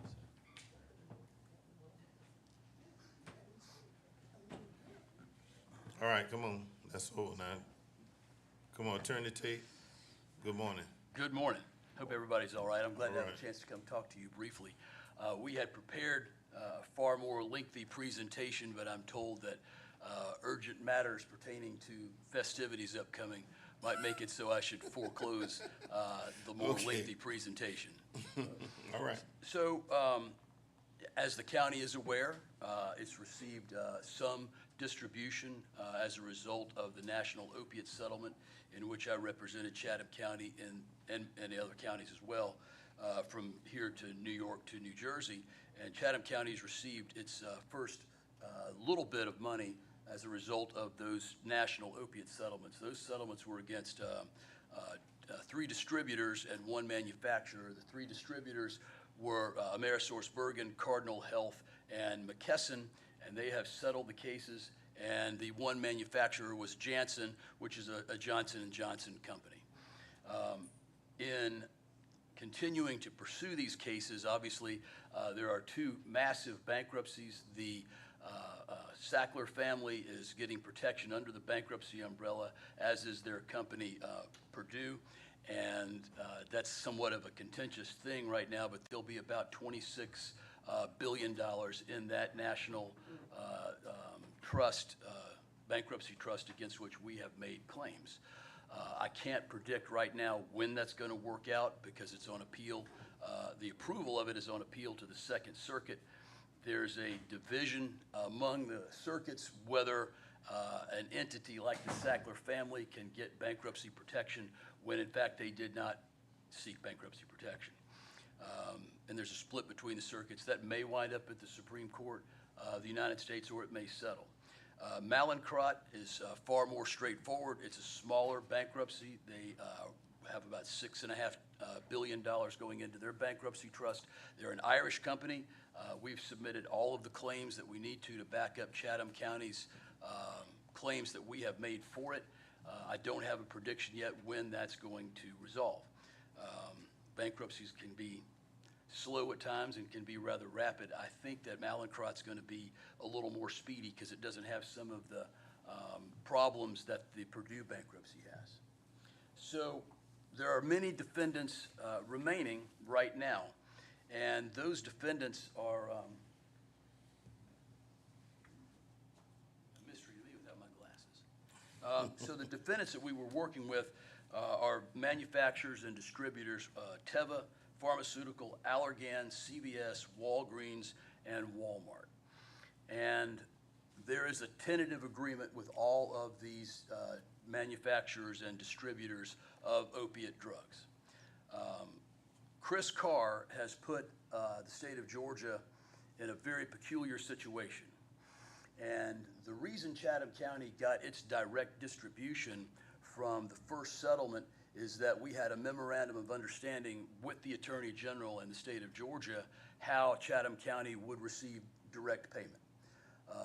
And he signed off on it, we all agreed to it, and that happened, and will continue to happen with regard to those 3 distributors and 1 manufacturer. However, for reasons that baffle all of us, he has not agreed to extend that memorandum of understanding to the upcoming settlements. And there are a lot of them. And so those amounts are Teva Pharmaceuticals paying up to $3.34 billion over 13 years, and they're going to give away what they say is $1.2 billion, and what we've agreed is $1.2 billion of generic Narcan. Allergan is paying up to $2 billion over the next 7 years. CVS is paying $4.9 billion over the next 10 years. Walgreens is paying 5.52 over 15 years, and Walmart is scheduled to pay, so long as we can agree, up to $2.7 billion in 2023 and be done. The problem that we have is, in order for us to take advantage of the various incentives to settle, there has to be 100% participation of all litigating entities in Georgia. And Chris isn't doing that. And so what that means is there will be no direct distribution to you guys. And so all of the money that would ever be filtered down to the municipalities or the counties like Chatham County, you're going to have to submit forms beg a region to give you some money, account for every penny, how you spent it, in very specific reporting details, and if you didn't spend it exactly as you said you're going to, you gotta pay it back. That doesn't really work when we've already had direct distributions, and that's what every other state has done, and again, Chris Carr is the only one who has not signed off on allowing the memorandum of understanding to go forward. And essentially what that results in is this. The base amount, where there is no memorandum of understanding between us and the Attorney General and the rest of the litigating entities, Allergan would pay the state of Georgia $27,400,000. And I've got documents that Rachel's gonna hand to you guys so you can look at it. Teva Pharmaceutical would pay $44 million. CVS, their base amount is $50 million. Walgreens is $58 million. And Walmart's $28 million. That's with no memorandum of understanding. The state of Georgia's entire take as a result of this settlement would be $209 million. However, if we get, and we're going to, I believe, if we're successful in getting the memorandum of understanding extended to apply to the new settling defendants, that amount essentially doubles. And so the state of Georgia would receive from all of those settling defendants $498,324,402.31. So it's double. Those of us, and I've talked with Mr. Hart about it, but those of us who are kind of in the leadership trying to make a difference and get him to sign on have not come up with any reason why he's not gone ahead and signed on to it, except to try to figure out a way possibly to take more money away from you guys as a direct distribution and maintain it under his control. It's not going to work. We have given them a March 15th deadline, and you'll see the correspondence that I'm going to provide you. We give it a March 15th deadline to do it. As you know, Monday was crossover day in the legislature. We put a lot of pressure on him through the legislature and some of our fantastic local folks and otherwise as well, and we believe we're going to have an answer, and I'll report back to you about that. So that's where we are with the opiate litigation in terms of money with regard to the 3 settling distributors and the 1 settling manufacturer, and where I think we're going to be going with regard to the upcoming resolutions. There's another issue that came up, and I learned about something, and I'm sure you guys already knew about it, but there is an organization in Georgia. It's a Georgia department. It's called the Georgia Department of Behavioral Health and Developmental Disabilities. Do y'all know what that is? Yeah. Okay, Yeah. All right. So Chatham County is in a region right now with a lot of other counties for the purposes of the DBHDD. And the state of Georgia advised me that they had sought input from all the counties and you guys about how you felt about the regions that were being created. They did not do that. I know that. I've already checked it out. That never happened, but they told me they did. And they sent us out a notice that we've put you in the same region for purposes of applying for opioid abatement money out of the 3 distributors in the manufacturer settlement, and that's the way it was going to be. So when you get your little documents that Rachel's going to hand you, you will see some fiery letters from me. And they're aggressive, not impolite, but just to the point. I think Mr. Hart's seen some of them. I don't think I said anything that anyone would necessarily disagree with. And we got the attention of the folks who are going to have some input on the creation of the regions. And so I proposed that since all the metropolitan Atlanta area counties are their own region, I first was fighting to get Chatham County to be its own region, to get block grants from the state out of this money. That did not work. So I came up with, we're the 5th largest county, and it's growing rapidly. And Chatham County is unique in the state. We've got the port, you got J.C. Bamford, you got Gulfstream. This is an international trade county, and there's not another place like this in Georgia. I thought it should have been its own region, but I was getting no traction there. And so what we did is I had a meeting, and we proposed a different region be created, and that region would include, I think we have a pretty good chance of getting it, Chatham, Effingham, Bryan, Liberty, and Bullock. And those are all significant population counties, and that's also the economic center of coastal Georgia at this point, because that's where the plants are going, that's where the military bases are, and, you know, this is what gives us an international footprint. And I think that the state paid some attention to it, the Attorney General did. They haven't decided it finally yet, and it has not come to a point where I have to object to the creation of those in any kind of formal matter in court. But you'll find that in your papers as well. I think by the end of April, we'll know whether we have a memorandum of understanding with regard to the remaining settling defendants, and hopefully I'll be able to tell you what that is and give you a clearer picture of what the money should be over the next 17 years. All right, now, questions. I got Commissioner Milton, Commissioner Farrell. Anyone else? Anyone else? Commissioner Adams, do you have a question for Attorney Tate? No, sir. All right, Commissioner Milton. Thank you, Mr. Chairman. Mr. Tate, thank you ma'am. for the presentation. It's our My pleasure. question is, what happens after the March 15th deadline? March 15th? Well, that's, if they don't agree to it, then obviously we got to be in a situation where we're reevaluating how we're going to approach the Attorney General. I can't give you an answer right now. I was conferring very early this morning with the other lawyers who are putting pressure on the Attorney General in this regard, and essentially what we've concluded is we need just a couple more days. Apparently Monday was a busy day. I think they're going to get back to us, and I'm hopeful that we're going to have a resolution. If we don't make it, we may have to get, we may have to roll with it a little bit and extend that in order to. So if we don't get the resolution, the region that you're trying to put Chatham, Bryan, Bullock, and all those in, will that happen essentially? Well, it's two separate things. The regions are set up to make it so a region can apply for block grants out of money that went to the states instead of as a direct payment from defendants to the county. And so that's a wholly separate thing. The memorandum of understanding is what's going to make it so We get a the direct- state of Georgia can be 100% participating of all litigating entities so that we get the bonuses and incentives to settle with the defendants. And that money doesn't double unless Chris Carr signs the agreement? Unless he says he's on board and extending the memorandum of understanding from the first settlement, that's correct. Thank you. All right, Commissioner Farrell. Great presentation, thank you. Thank you, thank you. I wish y'all had time to see my movie. We'll get it done. All right. We'll get it done. One question, the initial tranche of funds that were deposited or coming to Chatham County, are there, you mentioned earlier, all kind of strings attached to other monies.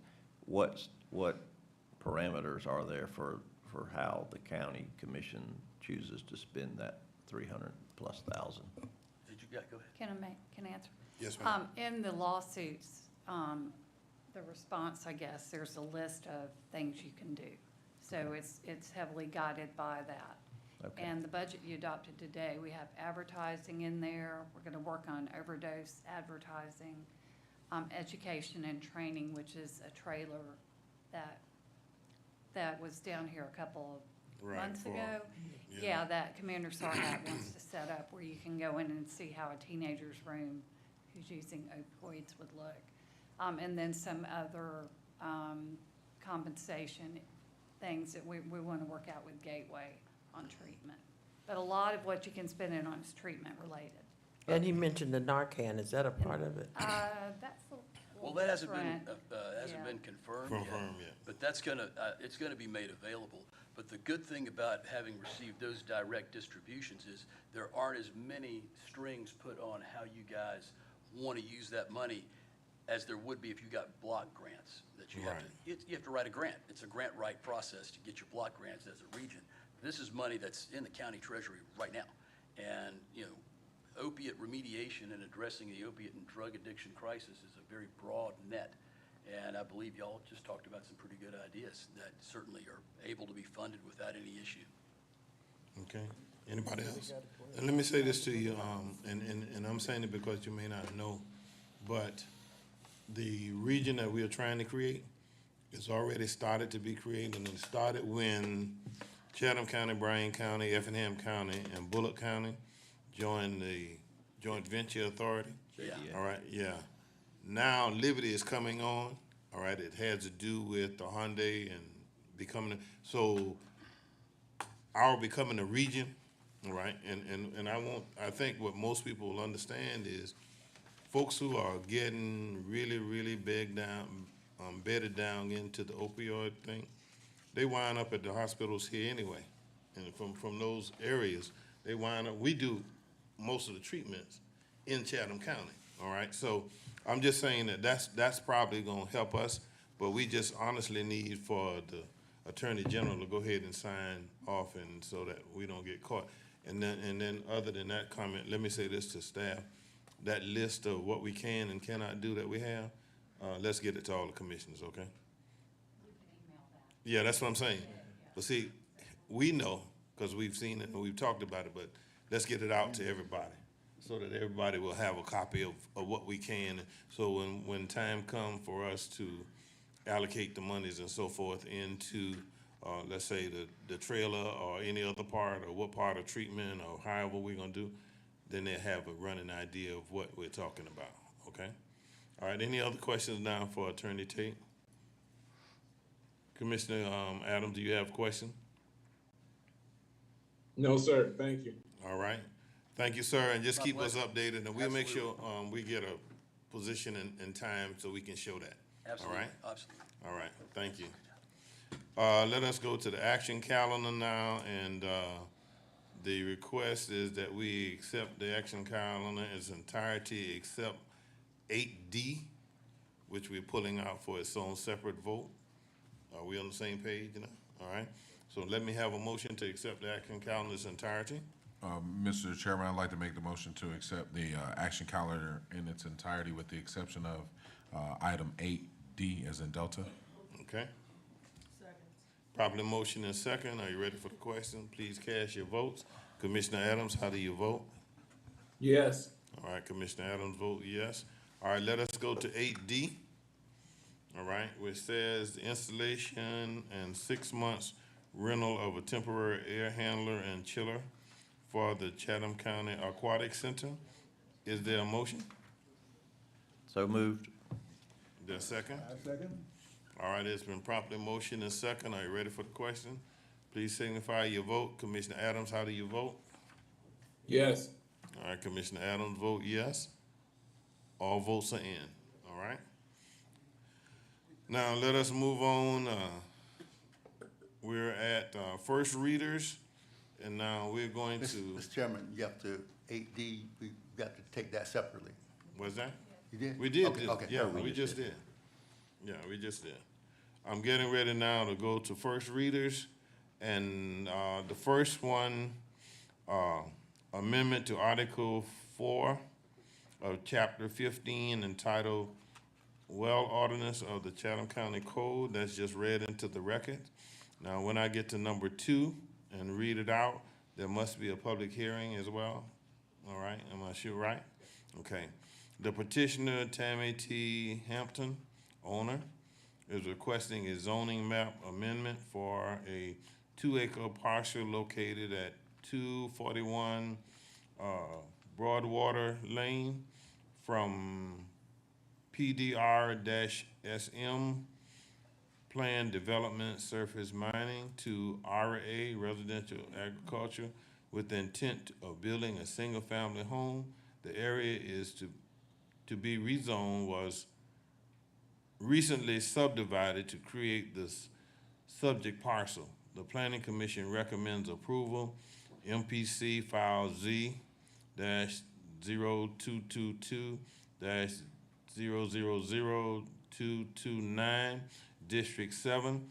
Okay, it's read into the records. Now, let me have a motion to open up a public hearing. Mr. Chairman, I move that we open public hearing. Properly motion to second that we open up the public hearing. Are you ready for the question? Please signify your vote. All right, is there, Commissioner Adams, how do you vote? Yes. All right, now, is there someone here to speak on the behalf of Tammy T. Hampton? No one? All right, let me have a motion to close the public hearing. Mr. Chairman, I move that we close the public hearing. Properly motion and second that the public hearing be closed. Are you ready for the question? Please cast your votes. Commissioner Adams, how do you vote? Yes. All right, now that will go from our first reader to our second reader, all right? 3, the petitioner Robert McCorkle III, on behalf of the owner, Whitfield Oaks LLC, is requesting to rezone the parcel location at 8510, 8512, 8514, 8518, 8602, and 8606 Whitfield Avenue from existing R1/EO, one family residential environmental overlay, and R2/EO, two family residential / environmental overlay, zoning classification to a PUD-M-EO planning unit, development, multifamily, environmental overlay, zoning classification applying the plan district provisions of section 4-6.54 of the Chatham County Ordinance, which requires the submission of the general development plan, MPC file Z-1222-000-340, District 1. All right, having read that, may I have a motion to public hearing? Mr. Chairman, I'd like to move that we open a public hearing on this matter. Second. Properly motion and second that there be a public hearing. Commissioner Adams, how do you vote? Did we clear it? Yes. All right, everybody have to vote again. Commissioner Adams votes yes. All right, we all in. Now, public hearing, is there someone to speak here? Mr. Chairman, the petitioner requests that they be able to make comments at the second reading and not the first. Okay, so no one's here to speak today? They are here, but they just want it read into the record, and they'll make comments at the second reading. All right, so let me have a motion to close the public hearing. Mr. Chair, go ahead. So moved, Mr. Chairman. A second. Properly motion and second that the public hearing be closed. Are you ready for the question? Commissioner Adams, how do you vote? Yes. All right, it is closed. All right, and we'll do that at the second reading.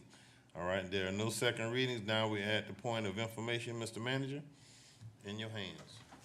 Yes, sir, Mr. Chairman.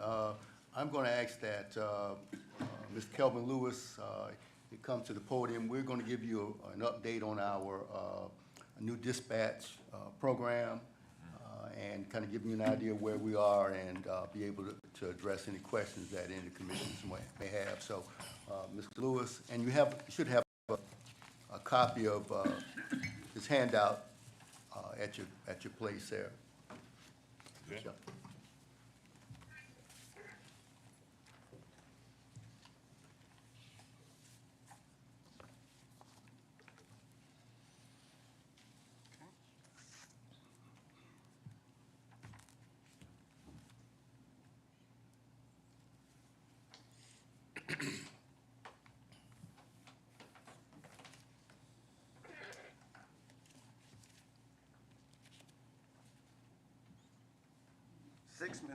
Six of the 7 municipalities within Chatham County are participating in what we call the Public Safety Improvement Program. Too fast. 4 additional constitutional and public safety relating businesses or organizations are also participating in what we call the Public Safety Improvement Program. 27 unique public safety agencies are participating in what we call the Public Safety Improvement Program. There are a total of 88 public safety senior professionals who participate in helping us deliver this Public Safety Improvement Program by doing either training or mentorship and through collaboration. 2,160 public safety professionals are what serve Chatham County, supporting almost 300,000 residents and over 16 million visitors annually. The unique thing about this is that they're all working together to achieve one goal on one life-critical system. But the number I ask you to consider today is 1. What if that 1 is you? Or what if that 1 is a member of your family? Good morning, Mr. Chairman. Good morning. Good morning, Commissioners. Good morning. My name is Kelvin Lewis, and I'm the Program Manager for the Project Management Office for Chatham County. We have, and in that responsibilities, we have the dubious pleasure of working with that huge number of professionals that you heard me talk about. We've been together now for approximately close to 4 years, and we've only had 2 arguments. And that was, why did you get that vendor for lunch? And what's next? But we're dedicated to getting this done. But that's a massive undertaking to have this many organizations for this long a period of time and work harmoniously together for this achievement. Today I want to be brief and just bring with you, because some of you have heard of what we're doing, others have not. So I want to give you a brief history, a little bit about our goals and objectives so you know that we're focused. I want to talk to you about the charter by which we got all these agencies to agree, the stakeholders, and I think that's a very impressive list when you see it. I want to talk to you about the collaboration that we share on this team. I want to talk to you about some of our abilities to achieve some of the things we have targeted through our GIS master plan, which I'm going to bring up my operations manager, Mr. Russ Palmer. You may know him from the 911 Center. As well as he's going to also discuss the call volume so you can see the true magnitude of what we're embarked on. And then how not only these agencies have joined in and participate, but how they're also willing to pay their part. So we thought that's important. Back when Chatham County took over the 911 Center, one of the first things that we did was we took a look at what were some of the major concerns within the area of 911. It was a huge list, and we tried our best to work through that list and accomplish what we can. One of the first things that was brought to our attention was that we needed to replace our aging CAD and RMS system, which is a computer-aided dispatch and records management system. Through some effort, we were able to salvage our current system while we worked through bringing on the new system. But in that area, starting on May 19, 2019, the governance structure, which you'll see shortly, established the Chatham County Public Safety Improvement Program. So, which you'll see, but in order to achieve that, our goals were simple. We wanted to save lives. The goal was to buy a commercial off-the-shelf package versus trying to create something homegrown that would be outdated and not efficient. We wanted something that was cost-effective. We wanted to make sure that regardless of the size of your organization or your city or your municipality, that did not play into our decision. What played into our decision is what we all needed to work together. So one of the promises that was made by me with the organizations was that you will not be overlooked because of your size. Everybody counts. There's only one vote. So everyone has one, whether you're Savannah or Chatham County Police or whether you're Garden City, Pooler, Port Wentworth, or Thunderbolt. We all have the same amount of votes, and you have your opinion counts. So it also places us in a position to deal with what we have now, as well as the future growth. I heard through the meeting today that there are a lot of growth ideas and things coming to this area, so we need to be prepared. The public safety operations had a number of objectives. These are just a few that I'm going to highlight, and you can actually read these later in your package. I provided each of you a package that you could take home with you. We won't even ask you to bring them back. You can keep them. Gift. But some of the things that we heard loud and clear, both from the public and both from the environment, the public safety professionals, is we want to be able to respond to situations faster. In order to do that, we have to know where help is. That's why you see a lot of talk about the map-centric capabilities and knowing where people are. We also want to make sure that we have enhanced productivity capabilities within the environments that people work.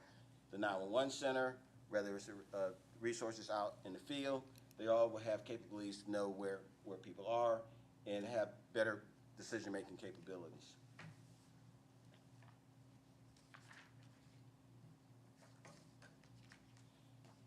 Sorry for the paper, it just keeps me on track.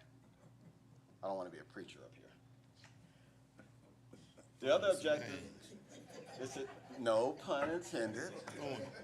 The other objective was to make sure that as we build this, we'll be moving into a better capability to provide crime statistics, which will help us identify better and able to manage workloads, to do more from a system standpoint versus a resource manual standpoint. We can work smarter, not harder.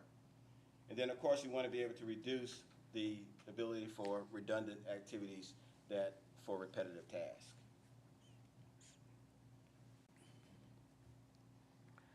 When we looked at, also, when we start looking at how this really benefits, and we know there are a lot of issues with what we hear in the public today, but this system, this program, when we're done, we would truly better have integrated all our law enforcement agencies because we're now on one system.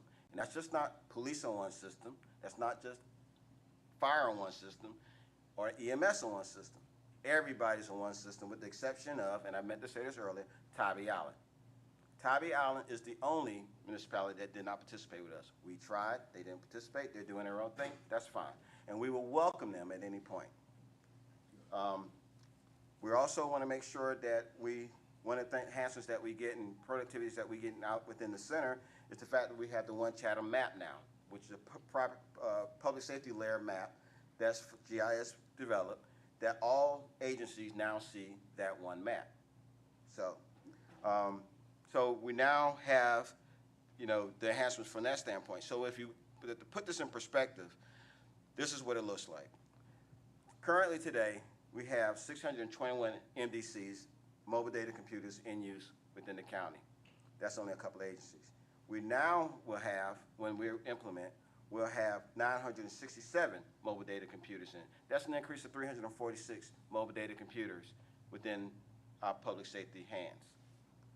We went from having 6 agencies to 23 agencies now we're using MDCs.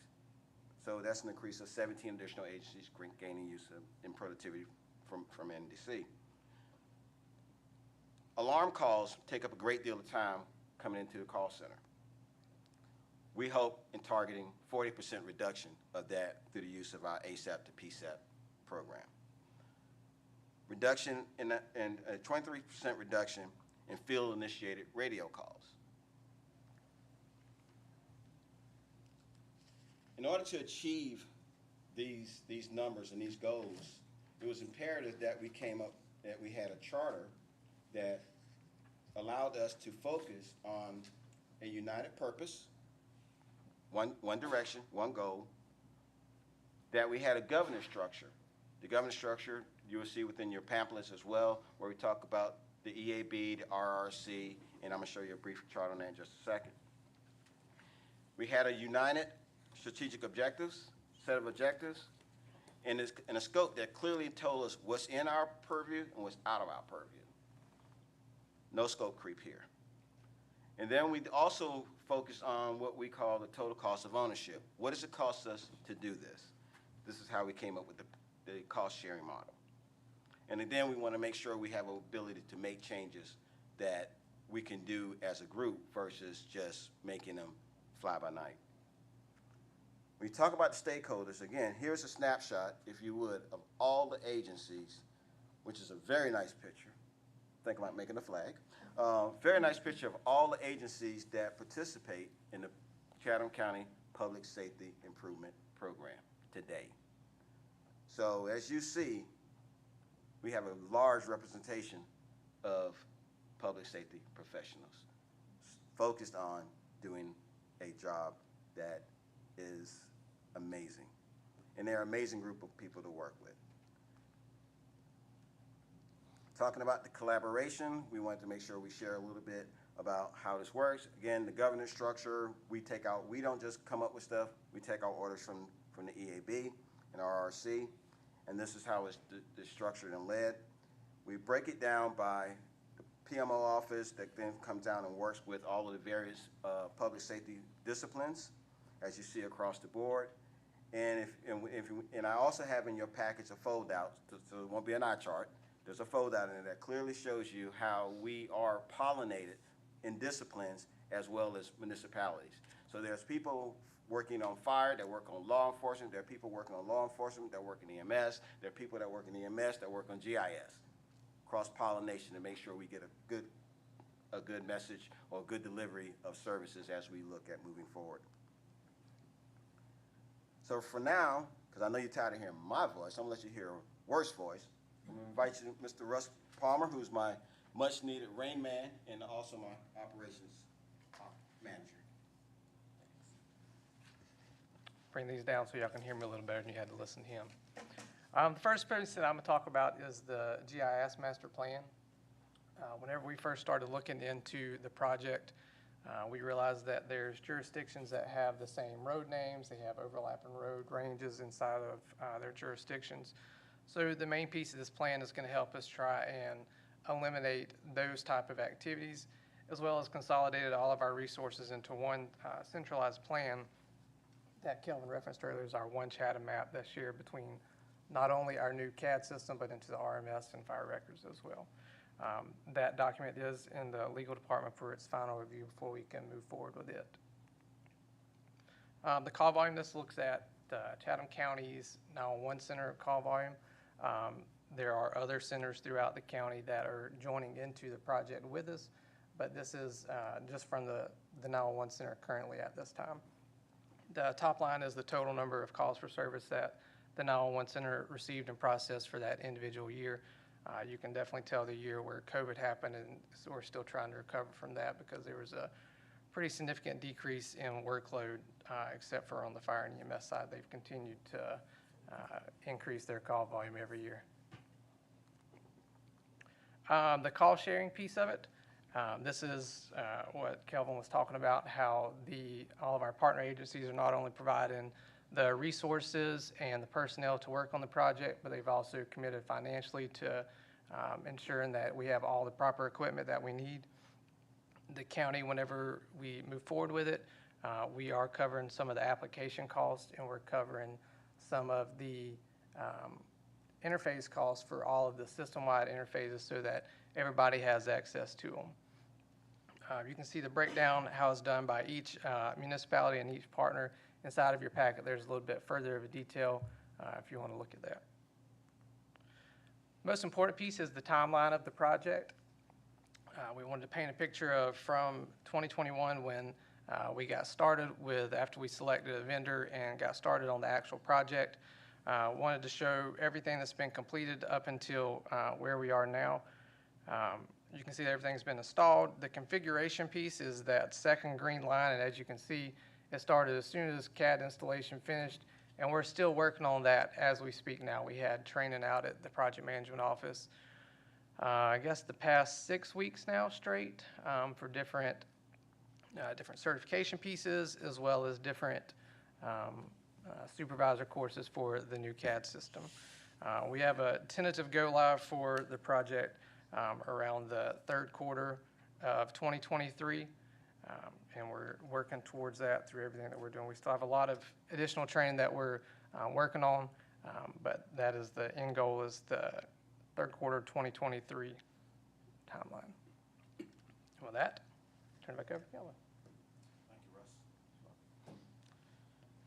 So again, I know it's a lot of information that we covered, and that's why we're giving you an early Christmas present with the package. However, though, I want to make sure that we did at least give you an idea of the accomplishments that the teams have done over the last couple of years. We've been busy, very busy. We are working on clear and meaningful objectives.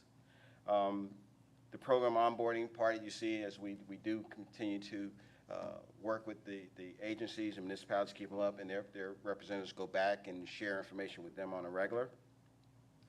Can anyone argue that that's not an impressive list of stakeholders? That this is amazing. I'm just.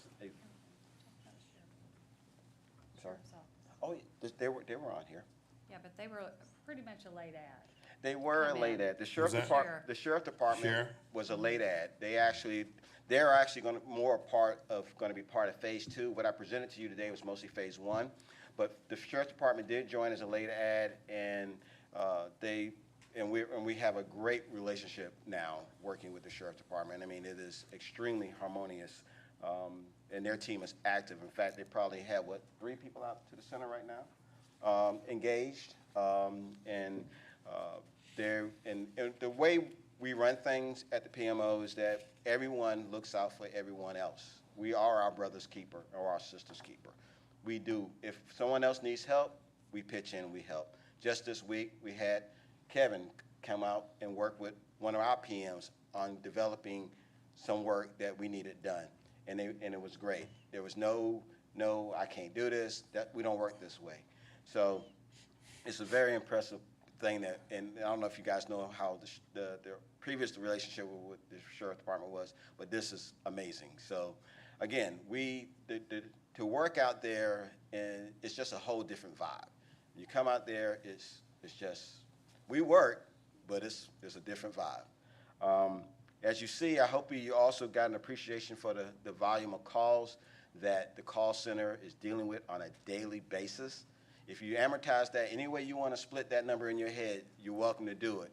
Any way you do it, you're going to come up with a huge number of calls. And these aren't calls of how you doing. These are somebody's in trouble and we need help. And so, again, we have a targeted timeline and we're doing the best we can. We knew when we signed that this was going to be a long-term project, and we didn't know how people were going to react over that long term.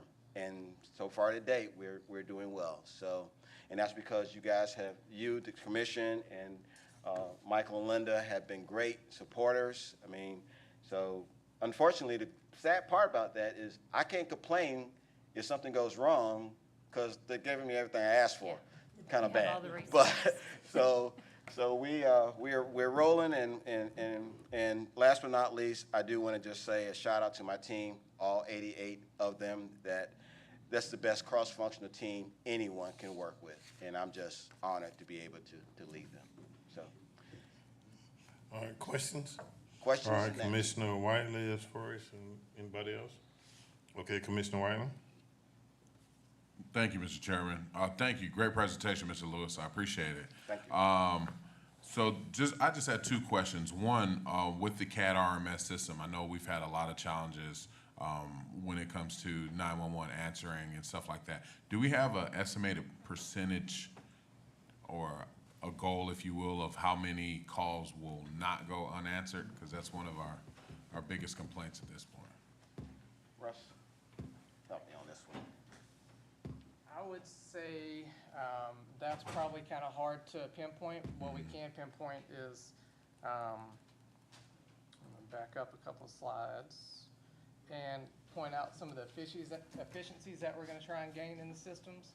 And we're hoping that through some of these efficiencies, such as the 40% reduction in the alarm calls, we're still going to process those alarm calls. They just come into the center automatically through the new CAD system instead of having to be a phone call.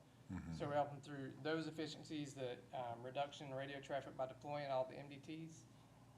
We're hoping that efficiency will help us be able to get to those phone calls quicker, which should, in theory, then reduce our number of abandoned calls that we experience. And we're also looking at the ability to eliminate as many of the non-emergency calls from the center as well.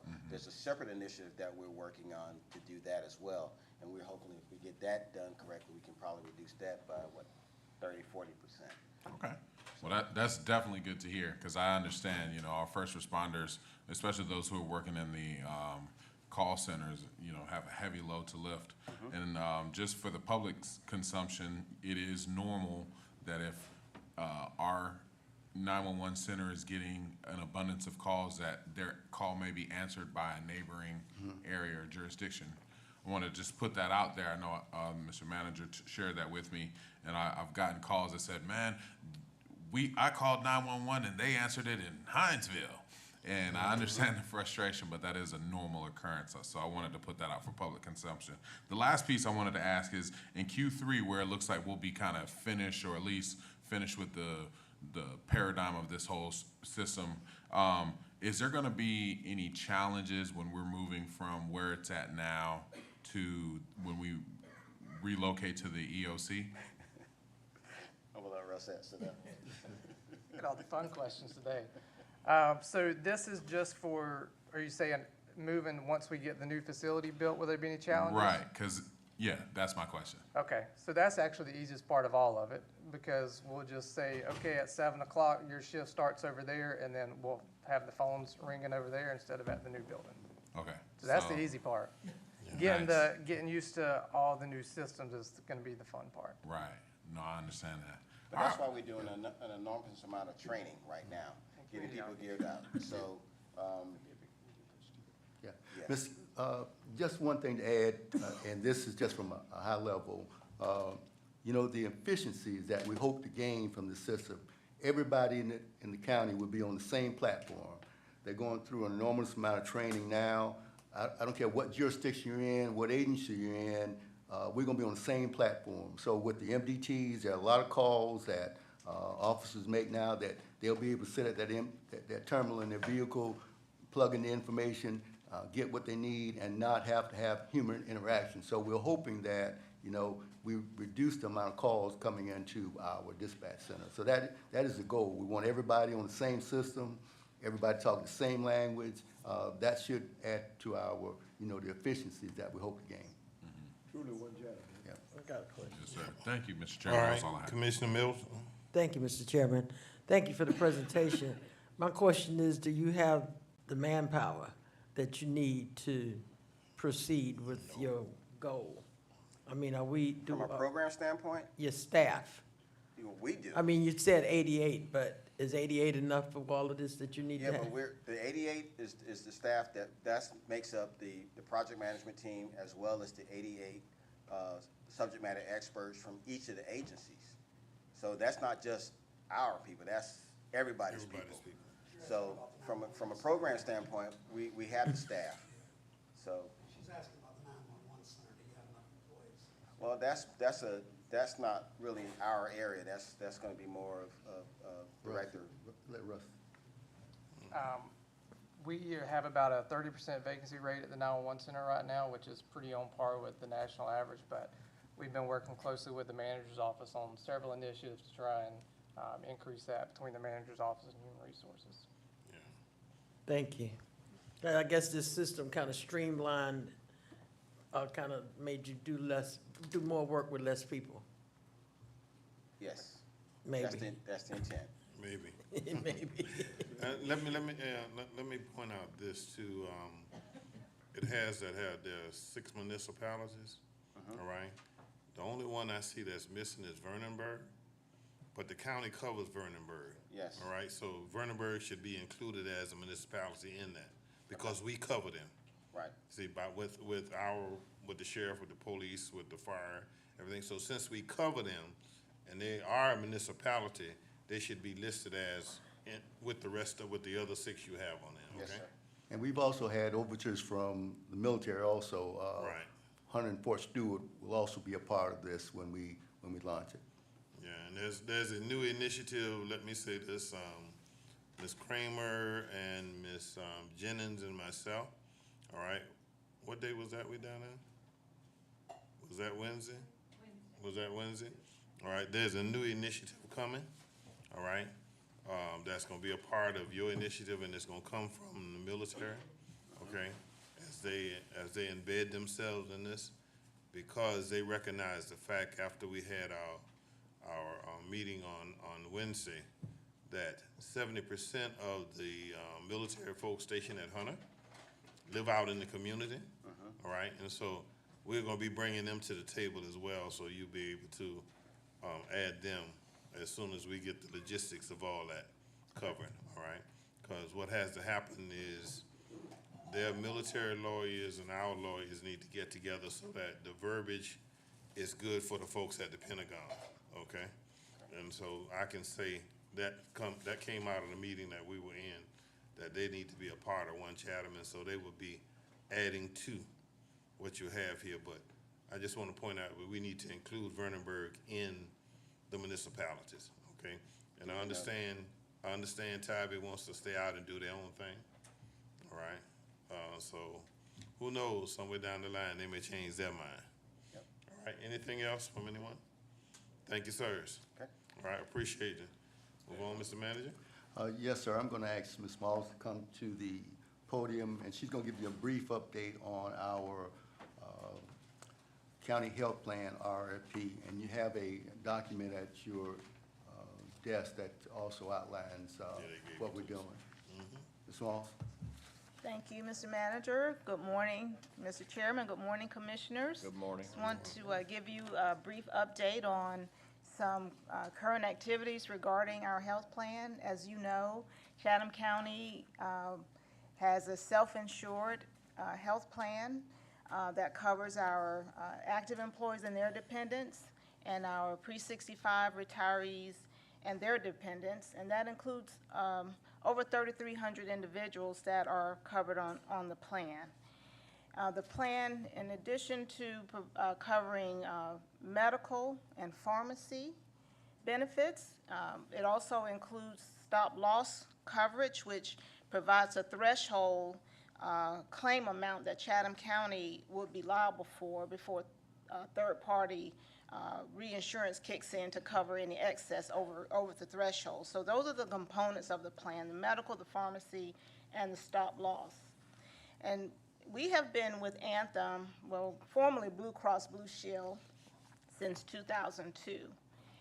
And so we are issuing an RFP, request for proposal, to solicit the plan, mainly because of the passage of time. As a governmental employer, we try to be good stewards of the county's funds and resources and go out to bid periodically to make sure we're getting the best service, we're getting the best pricing, that we are maintaining our competitiveness, and that we're being good stewards of the county's resources.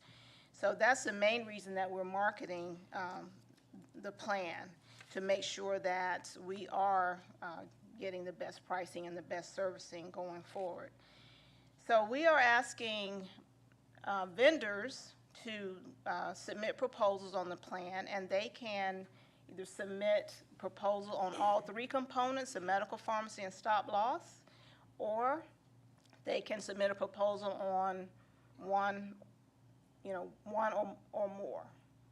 And we're doing that so that we can make sure we select the vendor in any one of those categories, any one of those lines of coverage, who will provide the county with the best overall service, pricing, quality, and make sure that we're making the best decisions on behalf of the county.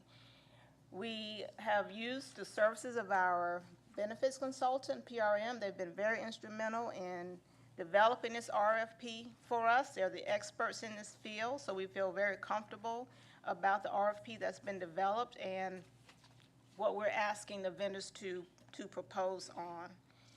What we're aiming to do, what's really important for us with the plan, is that we continue to provide a very robust and rich plan that provides minimal amount of disruption to our employees. So we're asking vendors to submit proposals that mirror the plan design that we have now, so that we're not losing any important features or coverage that our employees have come to enjoy.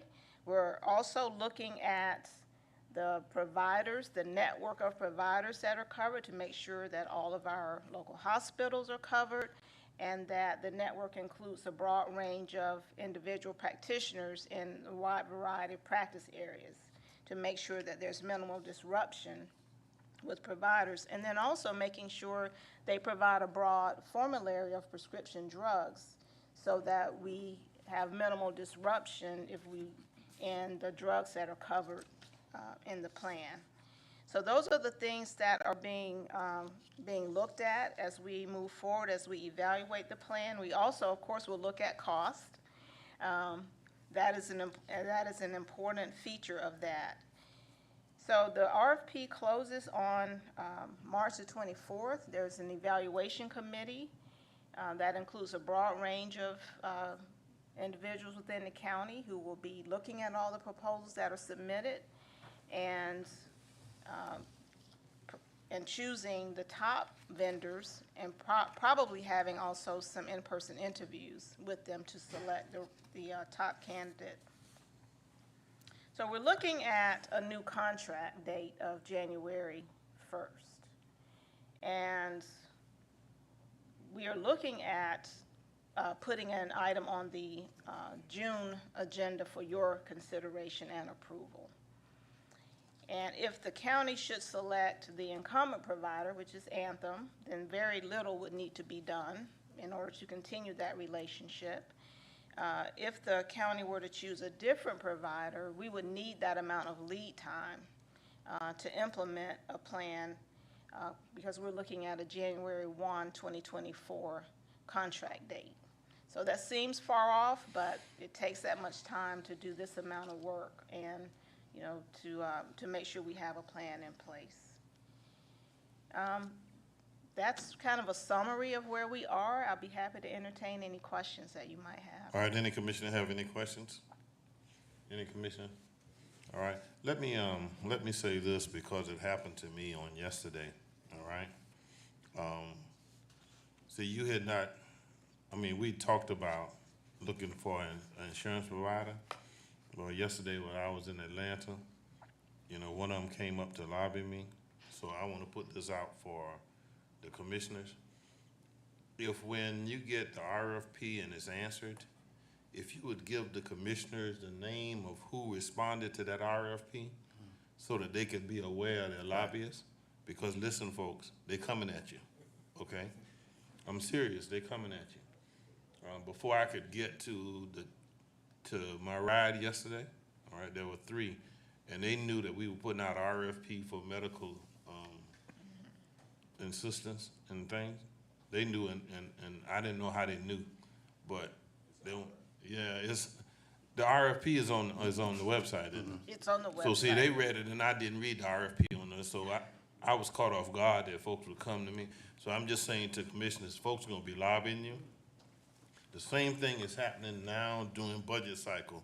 Staff is in the middle of budget cycle, all right? So please be wary of folks coming to lobby you. I'm talking about department people, or I'm talking about nonprofits, so that, because they could get you in a tricky situation, okay? So I just want to give that as a general knowledge of folks coming at you, because those folks yesterday, they were at ACCG, all right? And they just made it known that that's who they were with, this particular insurance company, and you know, y'all gonna be looking for a new insurance provider. I just want to get a chance, and I told them, you have to talk to management, you have to talk to staff. I don't talk to them.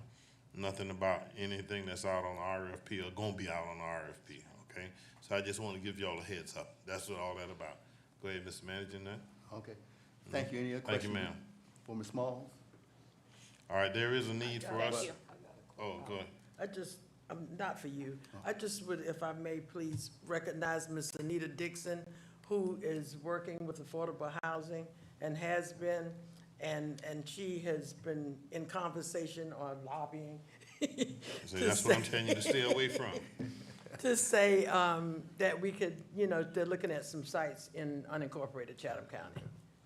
So I just want to put that out there. She'll be happy to meet with us and at some point. No, she said she's not happy.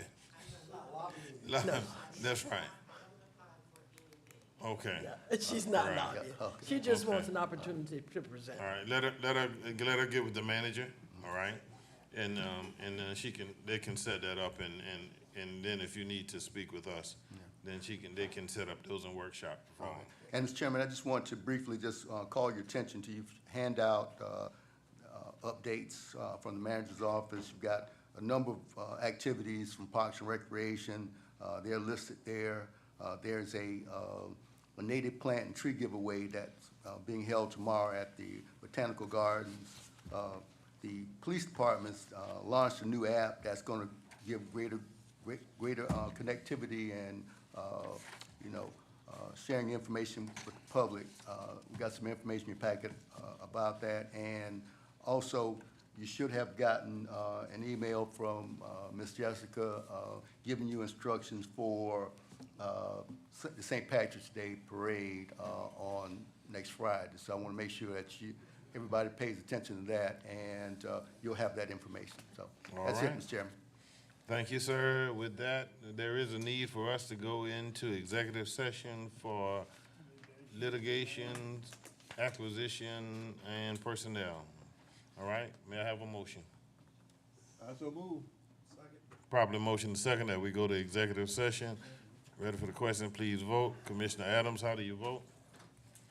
Yes. Thank you, sir. Fifth District, how do you vote? Fifth District. Fifth District, how do you vote? Thank you, ma'am. This your stuff? Yes. Mhm.